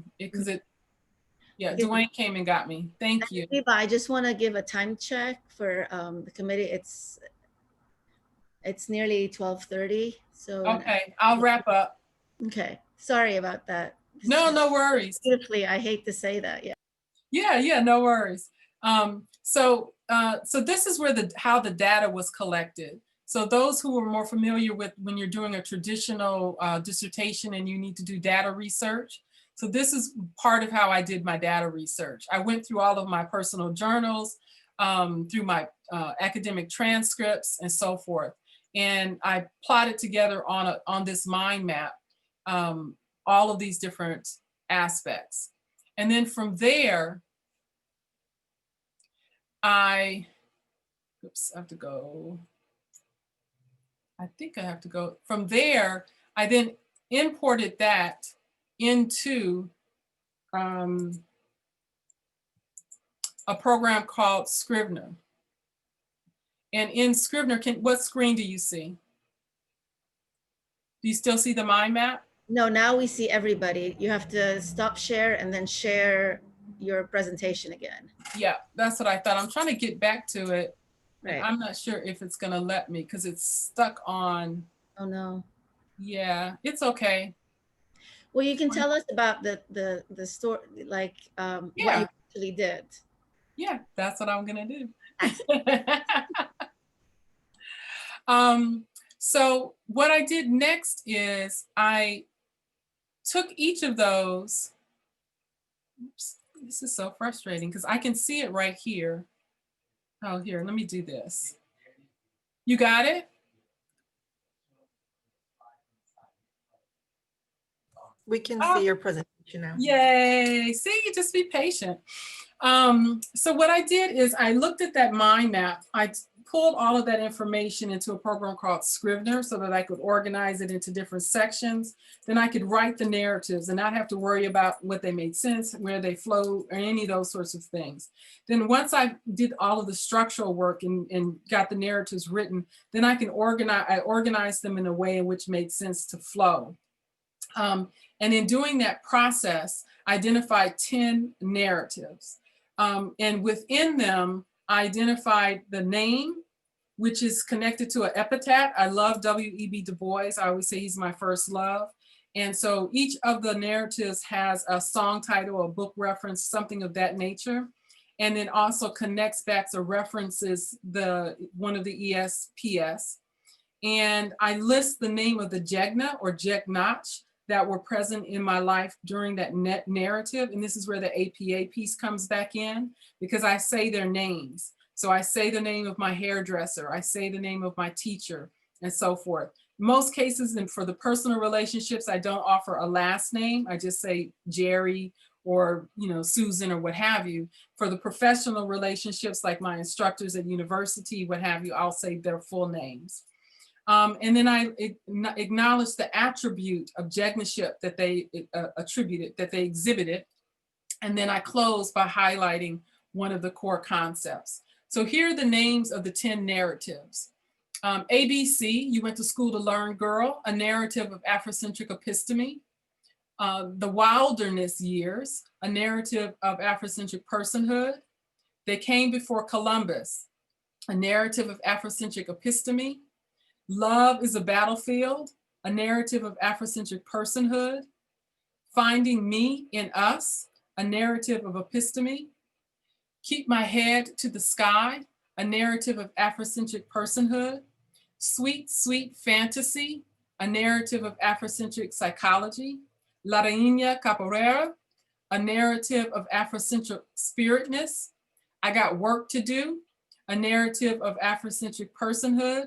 And finally, Ain't No Stopping Me Now, a narrative of alignment and actualization. So I'm just going to share one of the narratives in brief. I went to Head Start in 1966, and my Head Start was at this little Baptist church down the street, Greater St. Matthew Baptist Church. And it was named the Delta Sigma Theta Head Start, which was founded by a group of Black women's sorority. And so one of the sorority sisters was my teacher. Her name is lost to memory. I was like 5 years old at the time. But this Jegna stayed with me all the way through high school. And she took me to see the first exhibition of the Treasures of Tutankhamun when it came to Los Angeles in the 1970s.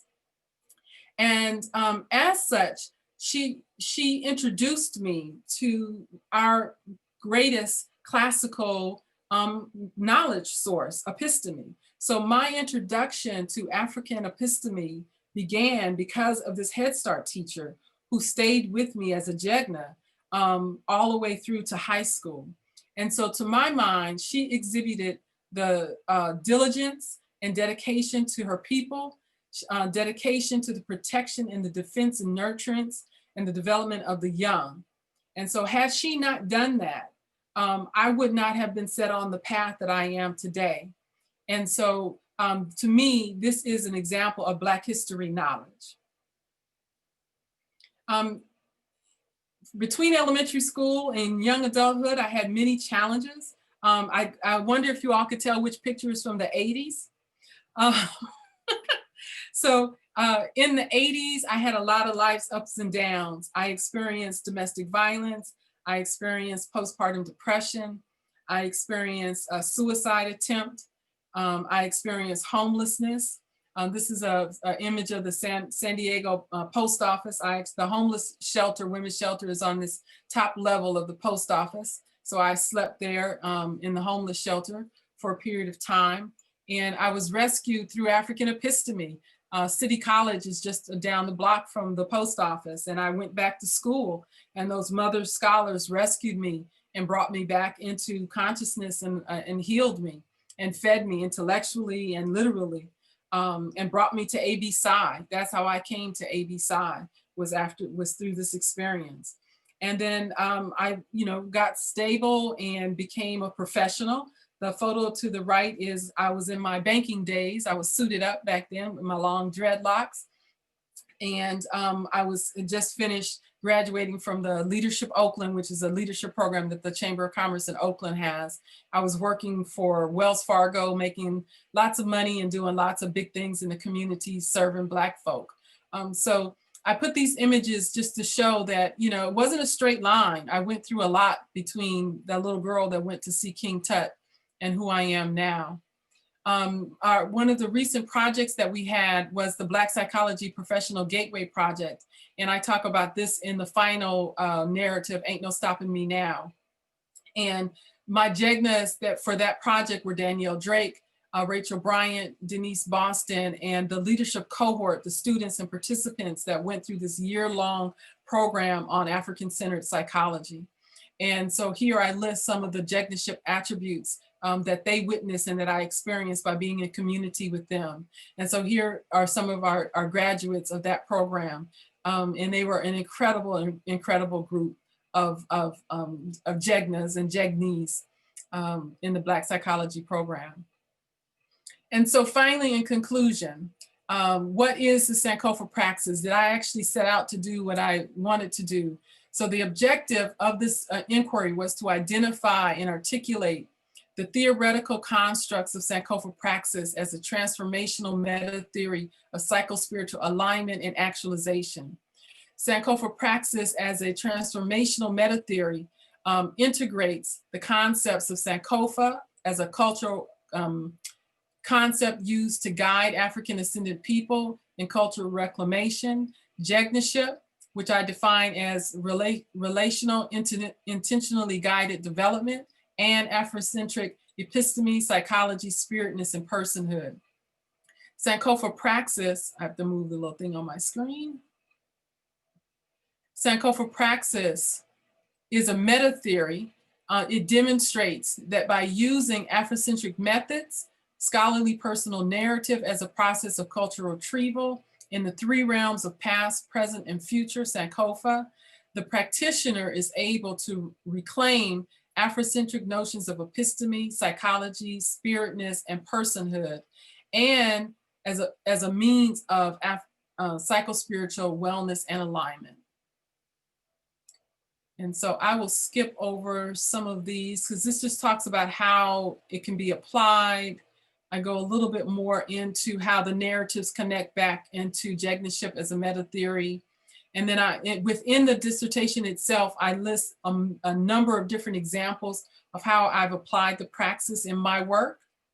And so this is just a chart of where all of the different programs that I've done over the years where I've applied the praxis. And lastly, I'm just speaking to that I did do what I set out to do in terms of the guiding questions.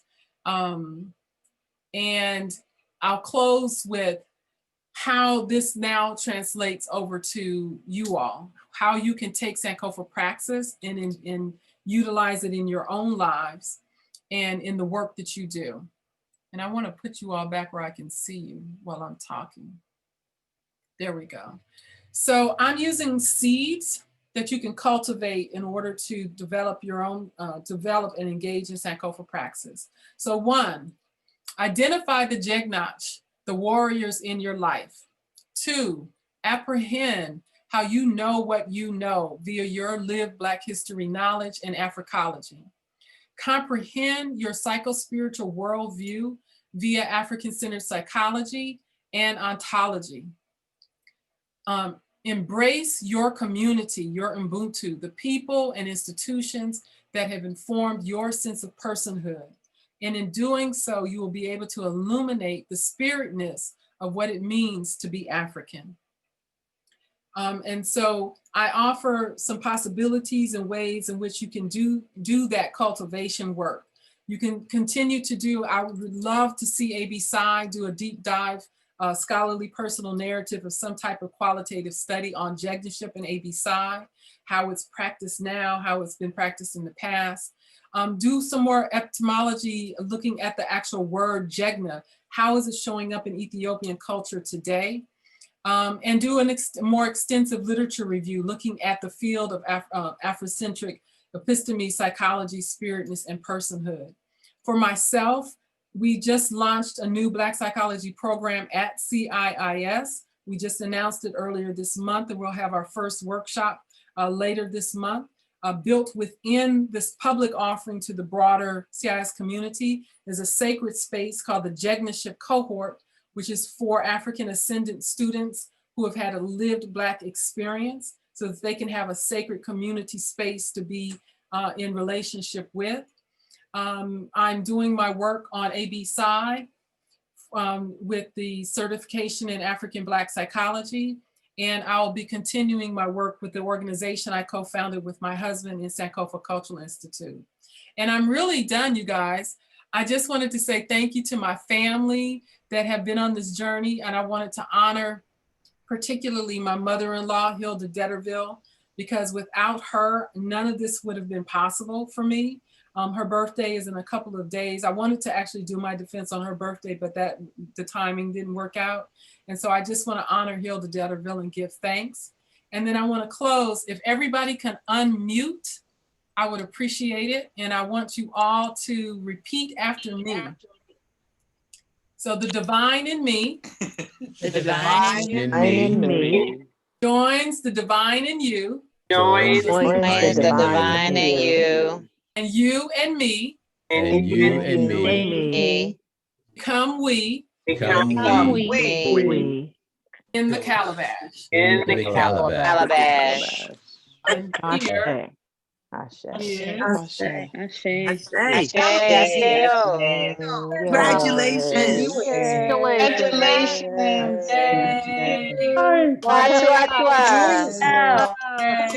So congratulations. Asante.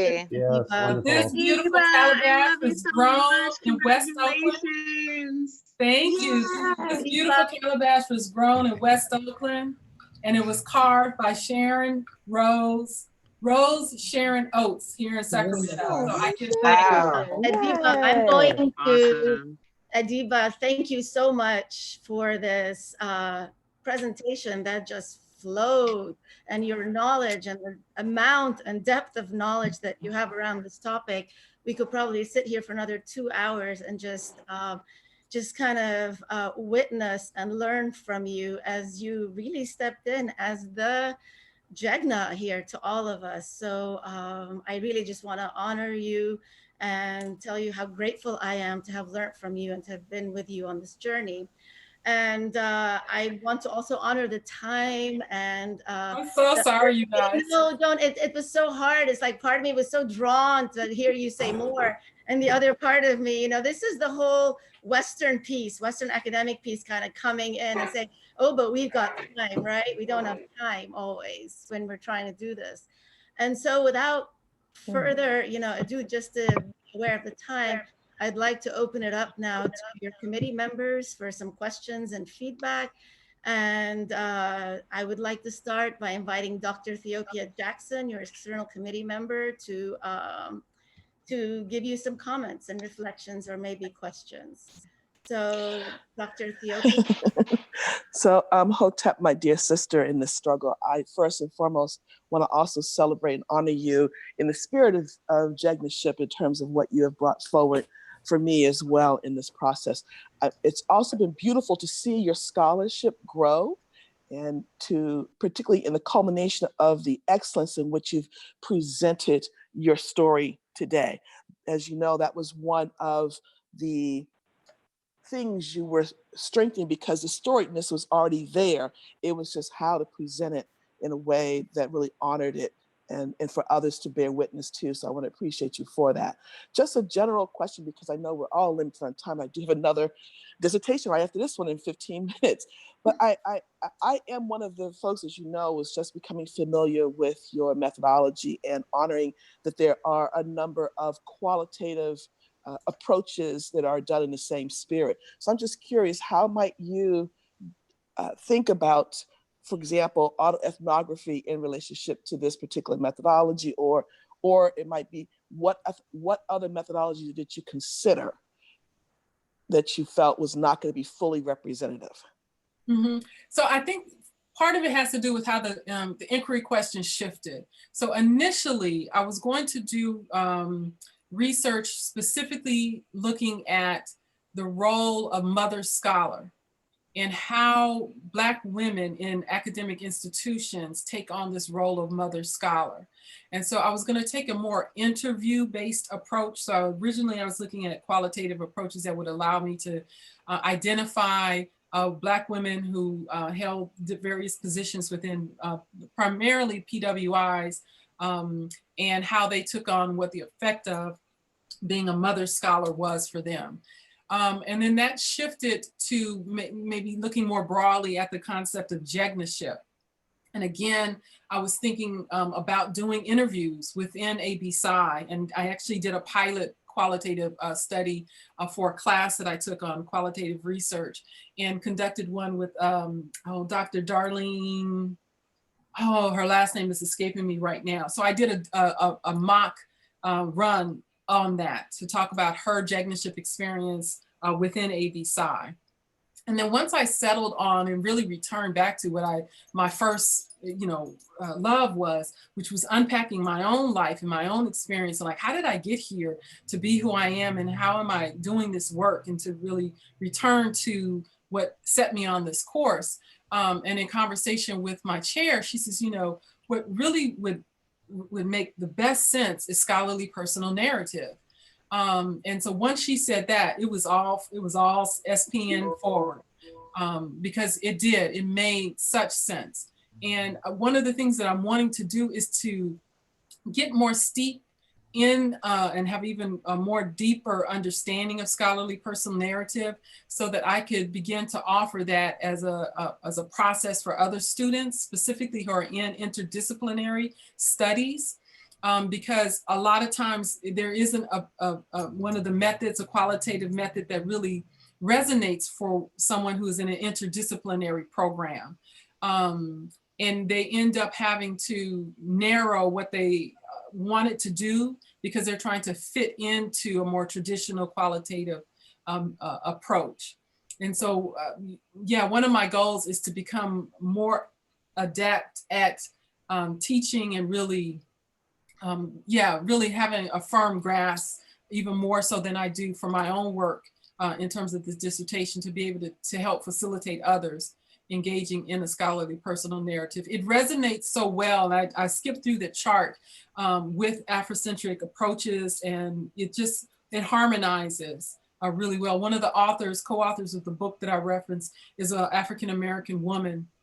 And so she also brings forward a lot of the synergy between SPN and Africanity. Thank you. Thank you. Just two others, and then I will be done here. My other question is, what, if anything, was a new discovery for you as you journeyed in this path? And then secondly, I'm also curious, as you contemplated and reviewed the 10 steps for this methodology, and also paying attention to your personal storiedness in the conversation we had around the use of personal or fictive names. I'm just curious if you could share a little bit about how you made that decision, and what, if any, direction does the methodology give you specific to the use of fictive or non-fictive names? Mm-hmm. So the thing that I discovered, actually May pointed this out to me one day when we were having a session together, that this pattern of disruption and restoration and Jegnaship, and that, so the big aha for me was, there was this gap. I have all of my journals, and almost all of them are indexed because I reread them. I've always read and reread them. And so I have an index in the back of them so that I can go, it's a thing. I index my journals, right? And so there was this gap as I was doing the narratives of about 2 years, and I just couldn't place it. And I was like, where are these missing 2 years? So I went to my transcripts, and I could see it was a time period that I wasn't in school. I didn't have any Jegnas. I wasn't in school. I wasn't working at the time. The relationship that I had been in prior to that had ended, and I was adrift. And that was also the time where I was homeless. And so one of the things that May pointed out to me is that there's this cycle of disruption and restoration. And it is these Jegnaship relationships, and they're bringing you into African-centered episteme and psychology and spiritness and personhood. That is your recovery. That is your wellness. That's how you are restored. And I hadn't made that connection. So even though I had identified all of these pieces of Jegnaship and Sankofa and Episteme and all of those things were there, I didn't realize that they were there, right? And that was part of the work. Part of the work was they had always been there, but I hadn't been able to name them. And so as I went to construct the narratives, that was probably the biggest revelation that came.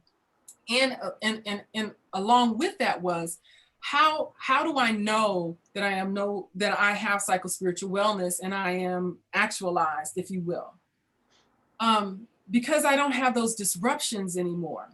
I've had 2 suicide attempts and major depression in the course of my life.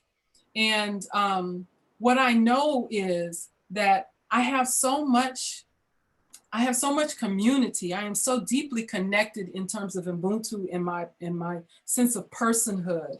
I'm so in the calabash of my ancestors and in relationship with my Jegnas. I'm engaged in my episteme and I'm doing work in psychology and so forth, that these disruptions, they don't occur. They just simply don't occur. So when struggle or challenge or something comes up, it doesn't, it doesn't crack my calabash, if you will, because I stay within it. And so the naming is to honor that. So I could not in integrity with the Jegnas, with my ancestors, with my sense of Africanity, to not call the names of those that gifted me my life. And I thought that it would be dishonoring to not call their names. I did it in a way where I would protect their privacy or their identity to some extent. Again, those who I identified that were in professional capacities like Dr. Oketch or Dr. Dill or someone like that, I will say their full names. But again, like my hairdresser, Gwen, I just say my hairdresser, Gwen, right? So yeah, so that's how I respond to that. Ashe, and that's on that response. Beautiful, thank you. Mm-hmm.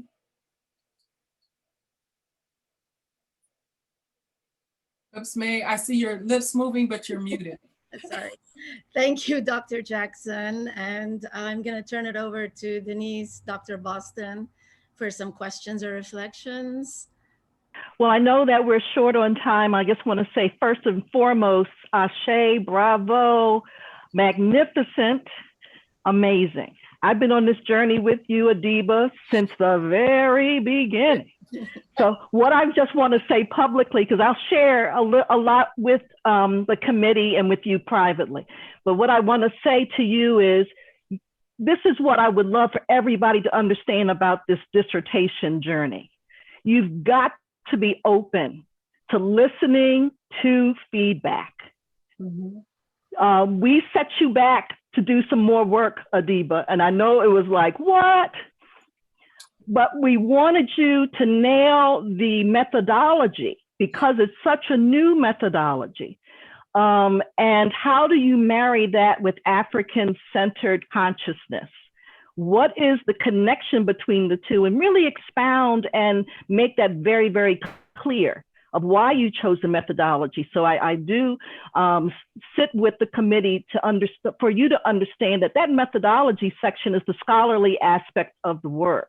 Mm-hmm. All of the theories that you use in the calabash are important theories, and I know you want to teach every single theory in its expansiveness, but your methodology is what's going to set you apart in the world. Yes, yes, I agree. Okay, so I just want, one of the charts that I skipped over for time's sake, you saw that little chart come up?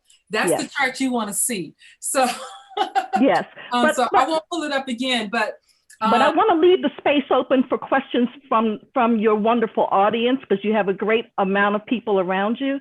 Yes. But thank you so much for your deep work.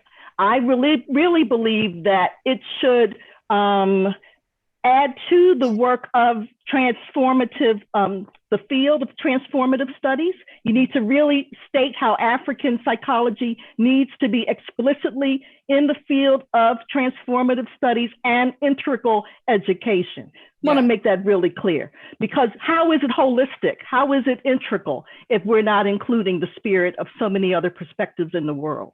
That's so thank you for your work. It's been a pleasure. I love and appreciate you. Thank you, my methods queen.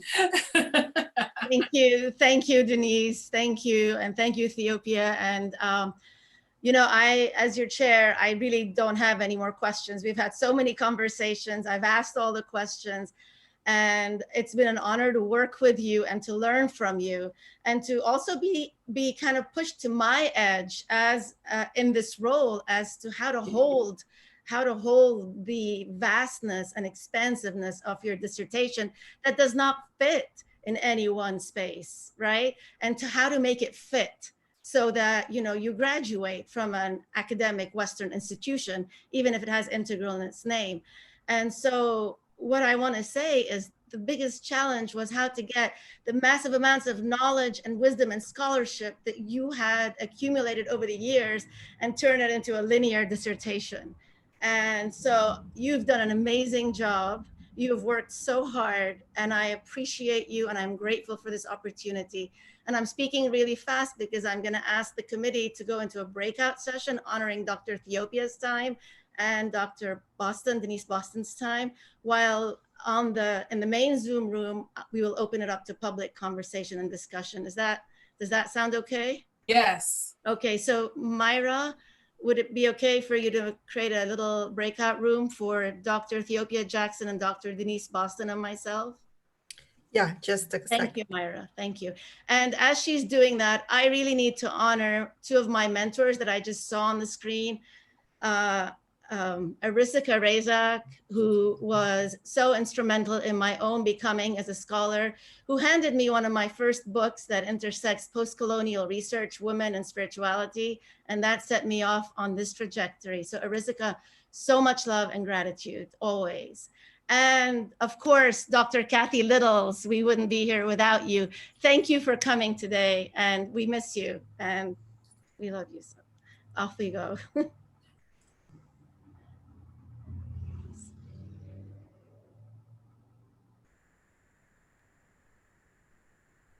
All right. Hey, everybody. So it's us.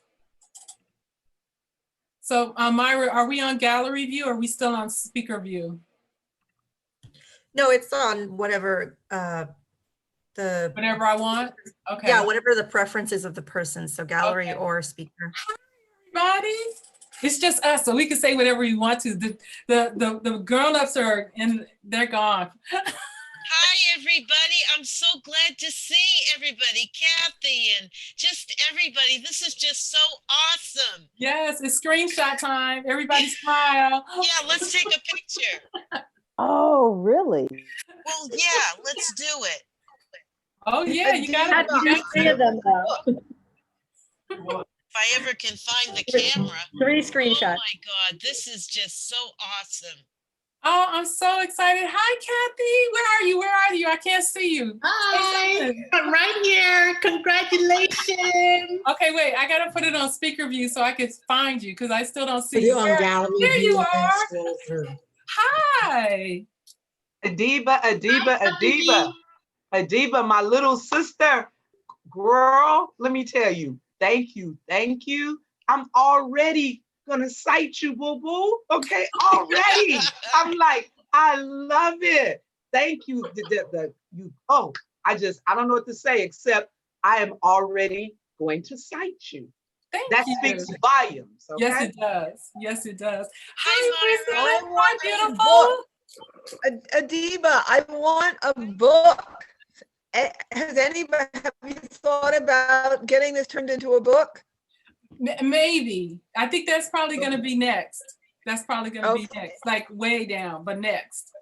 I want to tell you, your dance, the dance that you did to the Sweet Honey in the Rock, the one that I recorded, I played that for our cohort weekend. I played it for my class, and they were just, it was so divine. We were in this deep mother lineage moment, and I said, oh, and we had played did a piece on Bernice Johnson, and so that had led into it.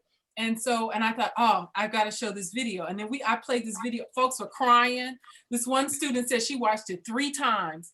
That was so powerful of an offering. So thank you so much for that. Adeeba, that's only one of 2 pieces that shows me dancing. Thank you for recording it. And thank you. And your work is so profound. I'm so moved and grateful that you did this work and you persevered. It's a beautiful, beautiful baby becoming adolescent or something. Yes, I don't know what it is either, but thank you. Does anybody, oh, Stephen, hi. You made a noise, so you came up on my screen. Does anybody have any questions? Yes, I have one. Adeeba, what was the most challenging chapter for you to write during your dissertation journey?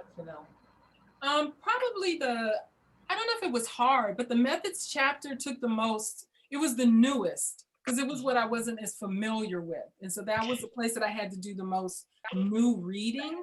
The other chapters, I didn't have to do as much new reading. I'd find some new pieces, but it wasn't a new subject matter for me to delve into. So yeah, I would say the methods section was probably, that took the most energy to unpack. And it was the part that I kept skipping over. When I did my proposal, it was too funny.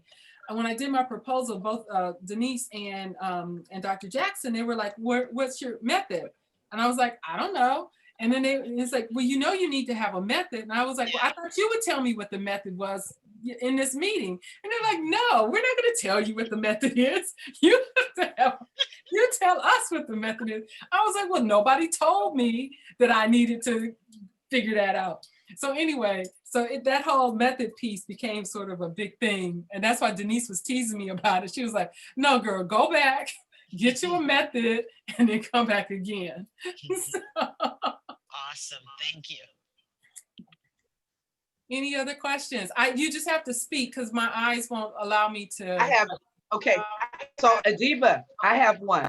Okay, so this is, okay, so you know how you broke down the different African ways. You did the traditionalists, the reformists, the Afrocentrics, etc., right? Yeah. I love that. That was beautiful. I'm wondering, you know how Baba Wade is always talking about how we need to turn it like to an African science. Yes. So it seems to me, Baba Wade, Baba G, step in and help me, that's the next iteration. Or are we already at that iteration? So we are already at that iteration. I think that we're playing catch up with Baba in many ways in that regard. I think that as we mature and are ready, then he has begun to share some more of that deep and profound work that he has been doing since the 70s. And I think that it's really not so much, it's one of those, when the student is ready, the teacher will appear. The teacher appeared a long time ago. And so it's really more about, are the students ready to receive and be able to do really that deep transformational work. And so, yeah, and I don't know if, yeah, I think it's like a specialty group, if you will, like I don't want to use the Navy SEALs as a metaphor because that's completely contrary to the energy that I'm trying to bring to this. But where you have this group of warriors of that, the Sakujere, right? And so yeah, it's deep and profound work that is lifelong work. It's not something that you can just like check off and you're done. But I do believe that has been and will continue to be the ascendance, the continuous ascendance of Africanity. And we have someone, that's right here saying, just let me know when y'all ready. I'm on the stool. Just let me know when you're ready. Adeeba, I'd like to say that as your Baba, that you made me proud. And I believe the ancestors are pleased. And the caution I have for you is that as we talk with ourselves, particularly around methodology, the methodology that most people understand is a default to Western thinking. And so as they challenge you to come up with methodology, be careful that they don't make you a mule.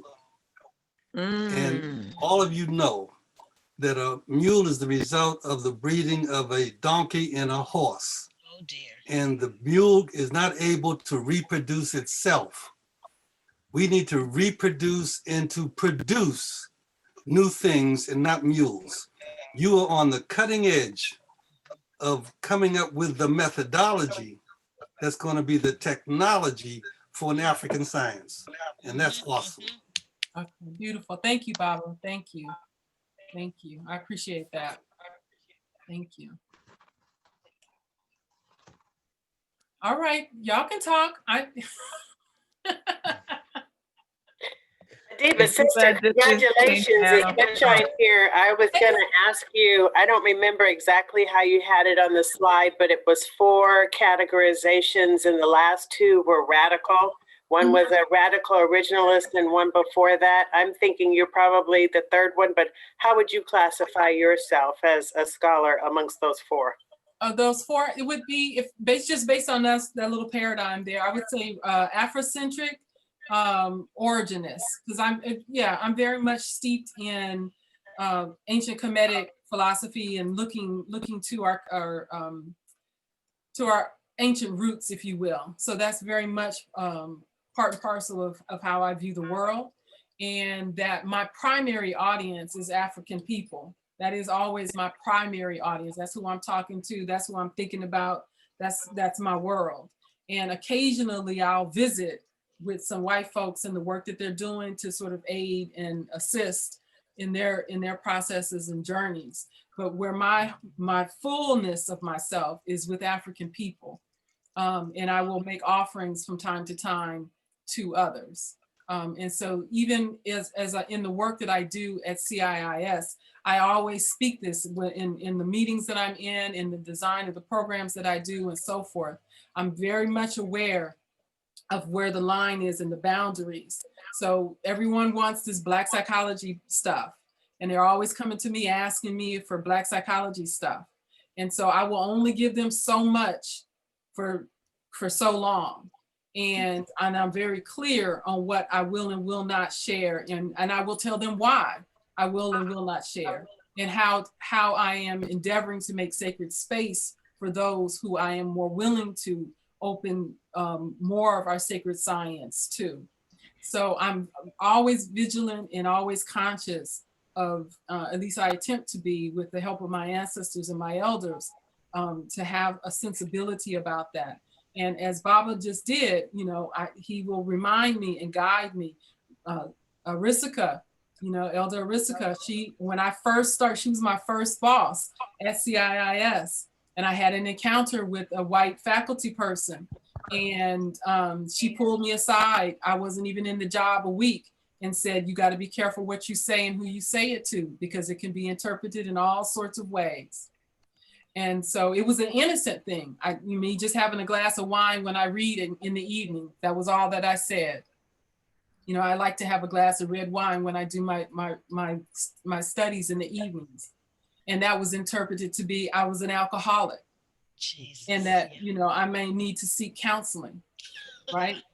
So she came and she pulled me aside and told me what had occurred. And she says, you have to be mindful of, because folks interpret things in all sorts of different ways. And, that was not a Black colleague that made that statement.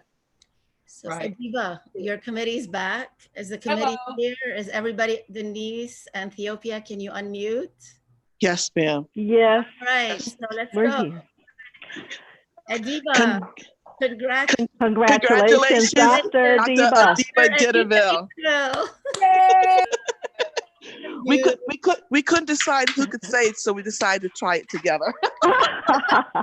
And Adeeba, you passed this defense with honor, with high colors. I don't know. I resort to Arabic when I'm nervous and excited. You passed this defense with flying colors. It was awesome.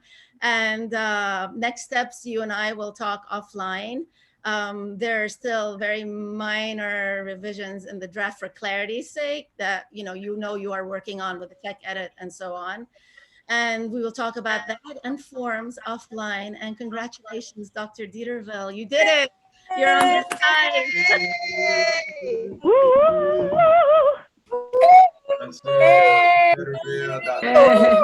Thank you to congratulations. And thank you, Ethiopia. Congratulations. Congratulations to the Honorable Dr. D, too.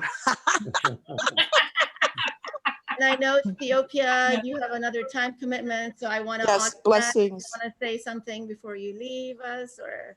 No, I'm sure the family is taking care of all that, and she has all the love here. So blessings, everyone. And I've got work for you to do, Dr. Deterville, so thank you. Yes, I know you do, Madam President. And Adeeba, I love and appreciate you. And I will see you soon. I'll talk to you soon. All right. Thank you, Dr. Boston. All right. Thank you, Denise. Thank you. Nice to see you here. Right. And we can just go back into the conversation. Sorry to interrupt with our news. No. That's beautiful. Yeah. Congrats, Adeeba. Yes. Thank you. Dr. Deterville. Thank you. I appreciate you. I appreciate you so much. Stephen just gave me so much space to do me and to do that work. And we were a mighty team. I think we scared people. We were a mighty team on the 4th floor. Much love to you and good health and long life. You too. Congratulations. Thank you. And Dr. Deterville, I had a question just before Baba Wade spoke, but that was enough. So I won't ask that question. It was about methodology. I'll talk to you offline about learning more about your creative expression of that, kind of what Baba Wade was talking about. I had never seen that before, and I want to know more about that technique. But I wanted to also congratulate my brother Dwayne Deterville. As they've already said, the honorable Dr. D, your support and your strength of our dear sister is very, very clear, brother, and we appreciate you. So congratulations for all you put in to support this awesome, brilliant spirit. All right. Thank you. Congratulations, Dr. Deterville. It's been a pleasure knowing you and listening to this powerful work that you did here today.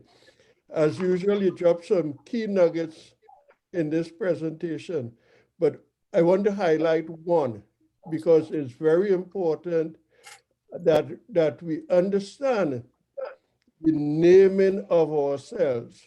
Mm-hmm. And so when you said African ascendant, that is a critical step in the transformation of our being, because we have gone from all the way through, and then folks talk about people of African descent. Mm-hmm. And we had a long and tiring struggle within ABSI to call ourselves people of African ancestry, which was the next step. But African ascendant takes us a higher level of naming. And so it is important for us as a people to understand and recognize the importance of naming ourselves. And I hope that as we go into ABSI in our business meetings, etc., we make it a condition, or we make it a statement that we are people of, we are African descent people, and we no longer refer to ourselves in official ABSI documentation and commentary as African descent. So I just want to congratulate you on that important transformation in the naming process. Thank you, Dr. Goddard. That means a lot to me. And we're finally, now that I'm on the other side of this, be able to plant those beautiful seeds that you gave us. We have our garden planter. We haven't had time to put it together yet because I've been dissertating. Yeah. And so finally, Dwayne's been asking me, can we do it this weekend? So finally, this weekend, we will put together our vegetable gardens stand and get the soil, and we can plant some seeds. Good. Thank you. Oh, I wanted to share this with you all. I don't know if you can see it. Yay!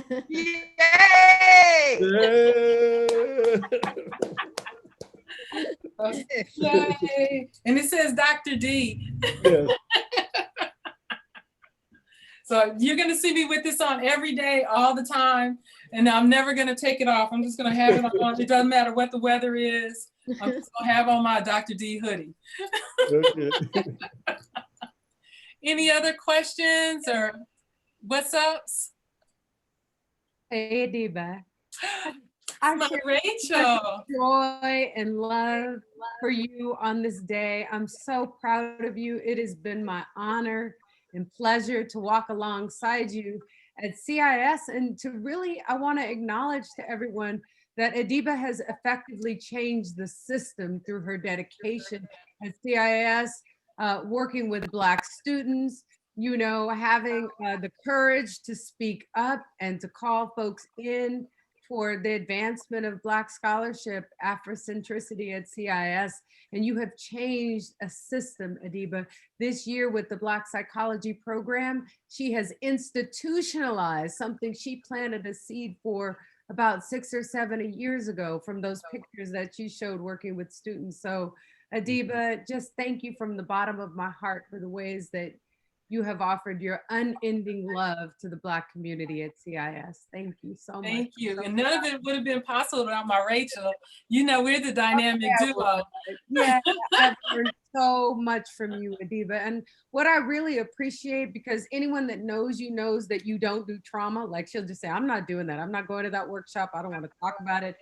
I really appreciated how you talked about your healing and how being centered in your calabash keeps that stuff from really impacting you. And I have seen your demonstration of that. And I just appreciate you sharing that today as a model for wellness. Thank you. Thank you. Yes. So I didn't officially say it in the dissertation presentation, but as Rachel has mentioned, the Black Psychology program will be an actual academically credited. You will be able to get academic credit for the Black Psychology program through the School of Undergraduate Studies, probably starting in the fall. I'm writing the course descriptions and naming the courses that will be completed by the end of this semester. And so it will be an official track in the Bachelor's of Science of Psychology program in the School of Undergraduate Studies. And it will be cross-listed so that graduate students can also take them as elective courses. And then so that's happening in terms of the program side, but the larger program, the BPP at CIS, that's a year-long program that's happening. It starts this month. It's the workshops are public and open to all the CIS community to attend. And again, you have to apply to be a part of the Jegnaship cohort, which is a subset within the larger BPP program. And that is for students of African ancestry who have had a lived Black experience. Those are the two qualifiers for that. And so we've gotten over 20 applications in so far. And we're gonna, Latronda Lumpkins, who's on the call here today, she is the assistant with me on that program. And we're gonna be deciding who is in the cohort over the next couple of weeks and do an orientation and begin that series of workshops. Dr. Boston will be facilitating a workshop on into psychotherapy. And Rachel will be facilitating one on community mental health and wellness. And then we have several others that are already charted out. But for this year, there'll be What is Black Psychology? That's this month in October. The community mental health and wellness will be in November with Rachel, and Into Psychotherapy will be in December with Dr. Boston. So there's a little public service announcement. Yes, yes. Anything else? I think we got, what, do we have maybe 5 minutes or more, and then we're gonna wrap it up here? Normally we would go eat cake, but here we are. Adeeba, how many, excuse me, Dr. Deterville. Yes. Dr. Deterville. How many years did it take you? Because I think that's something that we need to celebrate as women. It's like never giving up, just being persistent. So, I got cake. Your folks sent you. I haven't even looked at that. I'm sorry, I was not expecting cake. It just walked into the room and I just like shut down because I got cake. Go ahead. You know what? That's how your, go ahead. That's from the CABP committee. I'm sorry. That's from the CABP. I'm sorry. That's from the CABP committee. Oh. Gotcha. Okay. Oh, thank you. Oh, that's such a joy. Thank you. I will, sweetie. I will. Go ahead. Okay, Dr. Deterville. How long did it take you? I think it's very important that you illuminate that, because sometimes women, it takes us longer, but you never ever gave up. So how long did it take you on this journey? Okay, so when I started this program, the doctoral program in 2014, it was a 3-year coursework. So I finished the coursework in the 3 years, then a proposal and dissertation. In 2015, 2015, later in the, no, actually 2014, my beloved mother-in-law was diagnosed with ovarian cancer. And so for the next 5 years, her care needs increased over the course of that time. And so I began, this is why I give Stephen so much love, to commute. I was working at CIS as the program coordinator for the Master's in Counseling Psychology department and doing my coursework and my proposal and comps and what have you. And so I began to commute from Oakland to Sacramento every week to accompany her on her chemotherapy appointments. So, so once a week at the beginning stages, I would do this back and forth. Then as her disease progressed, those days became longer. And so I was spending part of my time, three days here, 4 days in Oakland and back and forth. I continued to work, write my proposal, and then pass proposal and advance to candidacy. Her condition continued to make shifts. And so then eventually I was spending most of my week here, but still maintaining a home in Oakland and running multiple programs.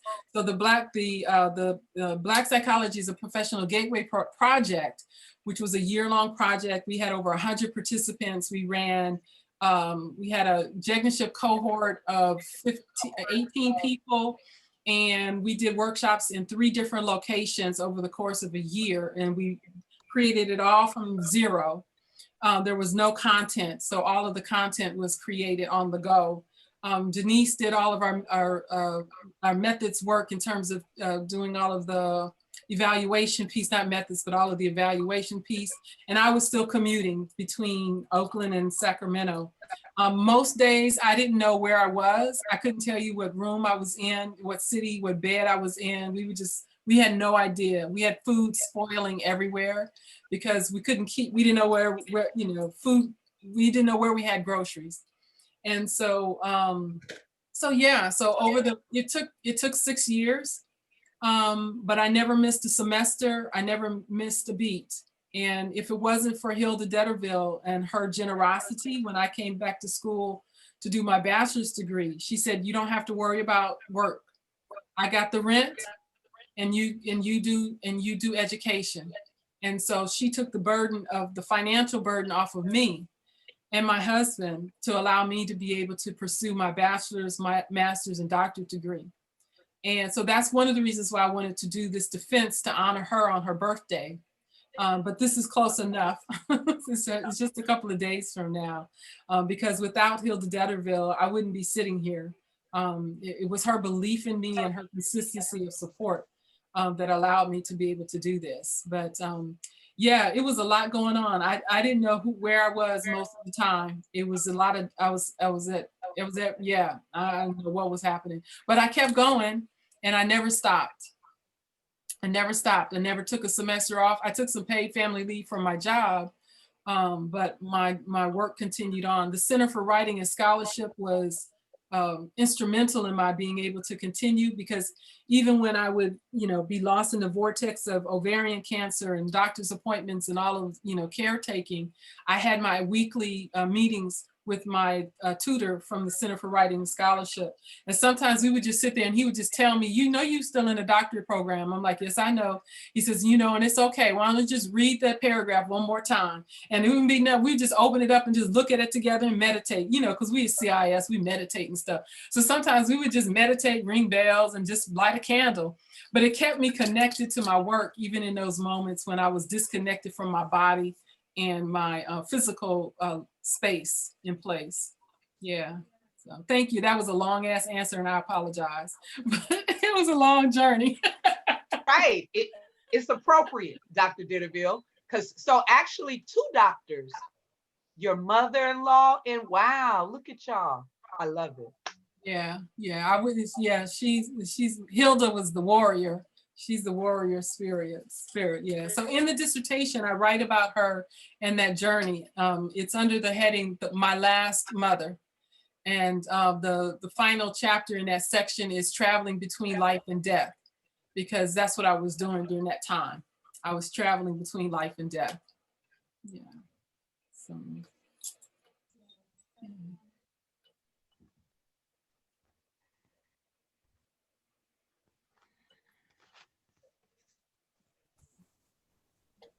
Anybody else? And then we can wrap up. Let's go to 1:30 and then we'll just call it at 1:30. How's that? That's about 5 minutes from now. I just want to say congratulations, Adeeba, and I feel so lucky that I get to co-teach with you, and I realize I'm your Jagnee. So just want to really thank you for that. And I felt this from you ever since the beginning, and now I know what your research is about, and I could feel that through you, through our relationship, and that's amazing. Yes. Hi, Adriana. Yes, I love me some Adriana. She is spreadsheet queen. This girl can work a spreadsheet of my dreams. I love me a good spreadsheet. And she can do a spreadsheet. We'll just talk for a few minutes. And then before you know it, in the share folder is this beautiful color coordinated, bold, all kind of print. And it's just like, yeah, I just bow down to the spreadsheet queen. I just, yeah. And so we Next thing is a calabash spreadsheet. Yes, we co-teach in the bachelor's degree program, a cohort, and so we're doing 3 subjects all at the same time, and it's just been, yeah, it's been a wonderful. The cohort weekends start at 9 in the morning and go till 6, so it's two full 8 to 9 hour days back to back. So you can all be very jealous that I get to spend all that time with Adeeba. On the weekends. On the weekends, yes. And just want to also give a cheers to Dwayne that's like providing this awesome support and like motto of, you know, the husband that is really supporting all the way through, and that's amazing. Thank you. Yes. My eyes. I gotta go. Thank you. Dr. Deterville, so do I need to like send you money to get my binded copy? Because you know, I need my copy, girl. Okay. As soon as it's ready, it's coming in your mailbox. You good. Congratulations, Dr. D. Thank you, Shamika. I've enjoyed watching this last leg of your journey. Thank you. And while I was watching the presentation, I was like, we talked about that. And it was really cool to see Baba Wade Nobles on the call. I was like, Wade Nobles is on the call. So yeah, you never get over that feeling. That feeling is always there. It don't matter how many calls you're on. Every time he's there, you just go, ooh, Dr. Nobles is on the call. Yeah, so I just wanted to congratulate you in person. Dr. Deterville, you know that he would have, because you are his beloved. Because I remember when I graduated, he was there at mine, and and laid hands. So he would have, done all of that, because you are part of his beloved legacy. Yes. So yes. Yeah. We are blessed. Thank you. Yes, indeed. So Shamika, we got to get on schedule for your so I can hear your scholarship. Yeah, but I read a book this week. Okay. I read Cynthia Diller's book. So I got you. All right, I'll get on the calendar. Okay, I didn't want to do it this week because I knew you were, doing this, but I'll email you in the morning. Okay. All right. Bye. Bye. Adeeba, how are you feeling, Adeeba? Oh, I'm a happy camper. I'm so glad to, what I wanted was this. I wanted all of these wonderful, beautiful people to be here because, I wouldn't be here if it wasn't for all of these beautiful, powerful people. Yeah, I just wouldn't. I wouldn't exist. And I also want to take a minute. Thank you so much, Dwayne. I was sending you chats because I was getting the committee saying that Dr. Jackson needs to leave time, and I did not want to disrupt the amazing flow that Adeeba was in. So thank you so much. And oh, my pleasure. My pleasure. For being there. And Thank you. Yeah. Kristen, I see your name on the screen. Do you want to come on the screen? Adeeba, this is Cynthia. I just want roommate. I'm so proud. I'm so proud and happy for you. Oh my God, yes.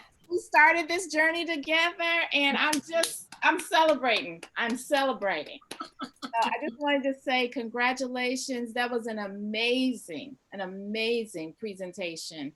And I learned so much. And so you whet my appetite. We'll be in touch because I got questions. I got lots of questions. So, okay.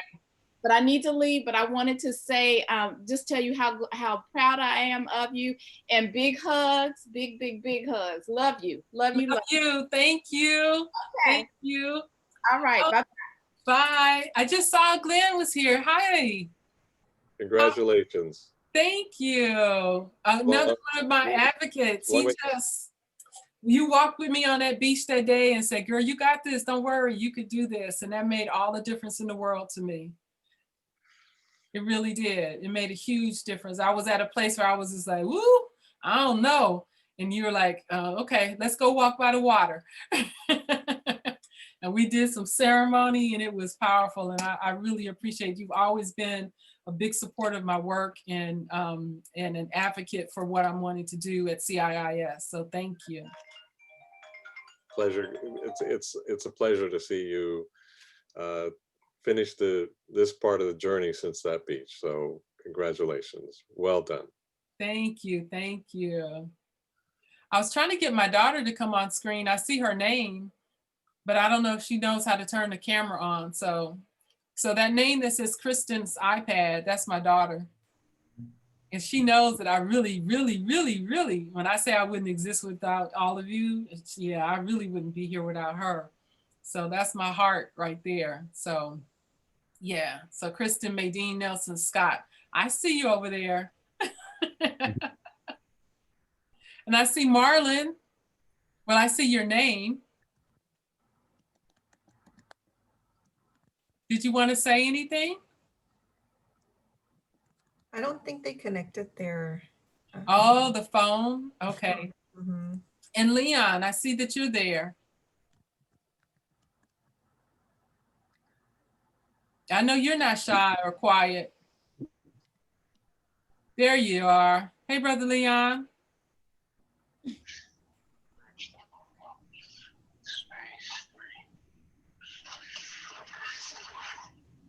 Oops. We can hear some sound, but we can't hear anything that you're saying. All right, so we'll move on to Vincent and then we'll close it out.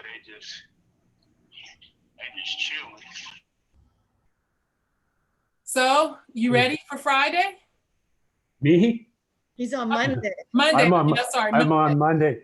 Well, I'm, you know, Adeeba, I'm a lot better now. That was amazing, and I'm not as quite as anxious, and I learned so much.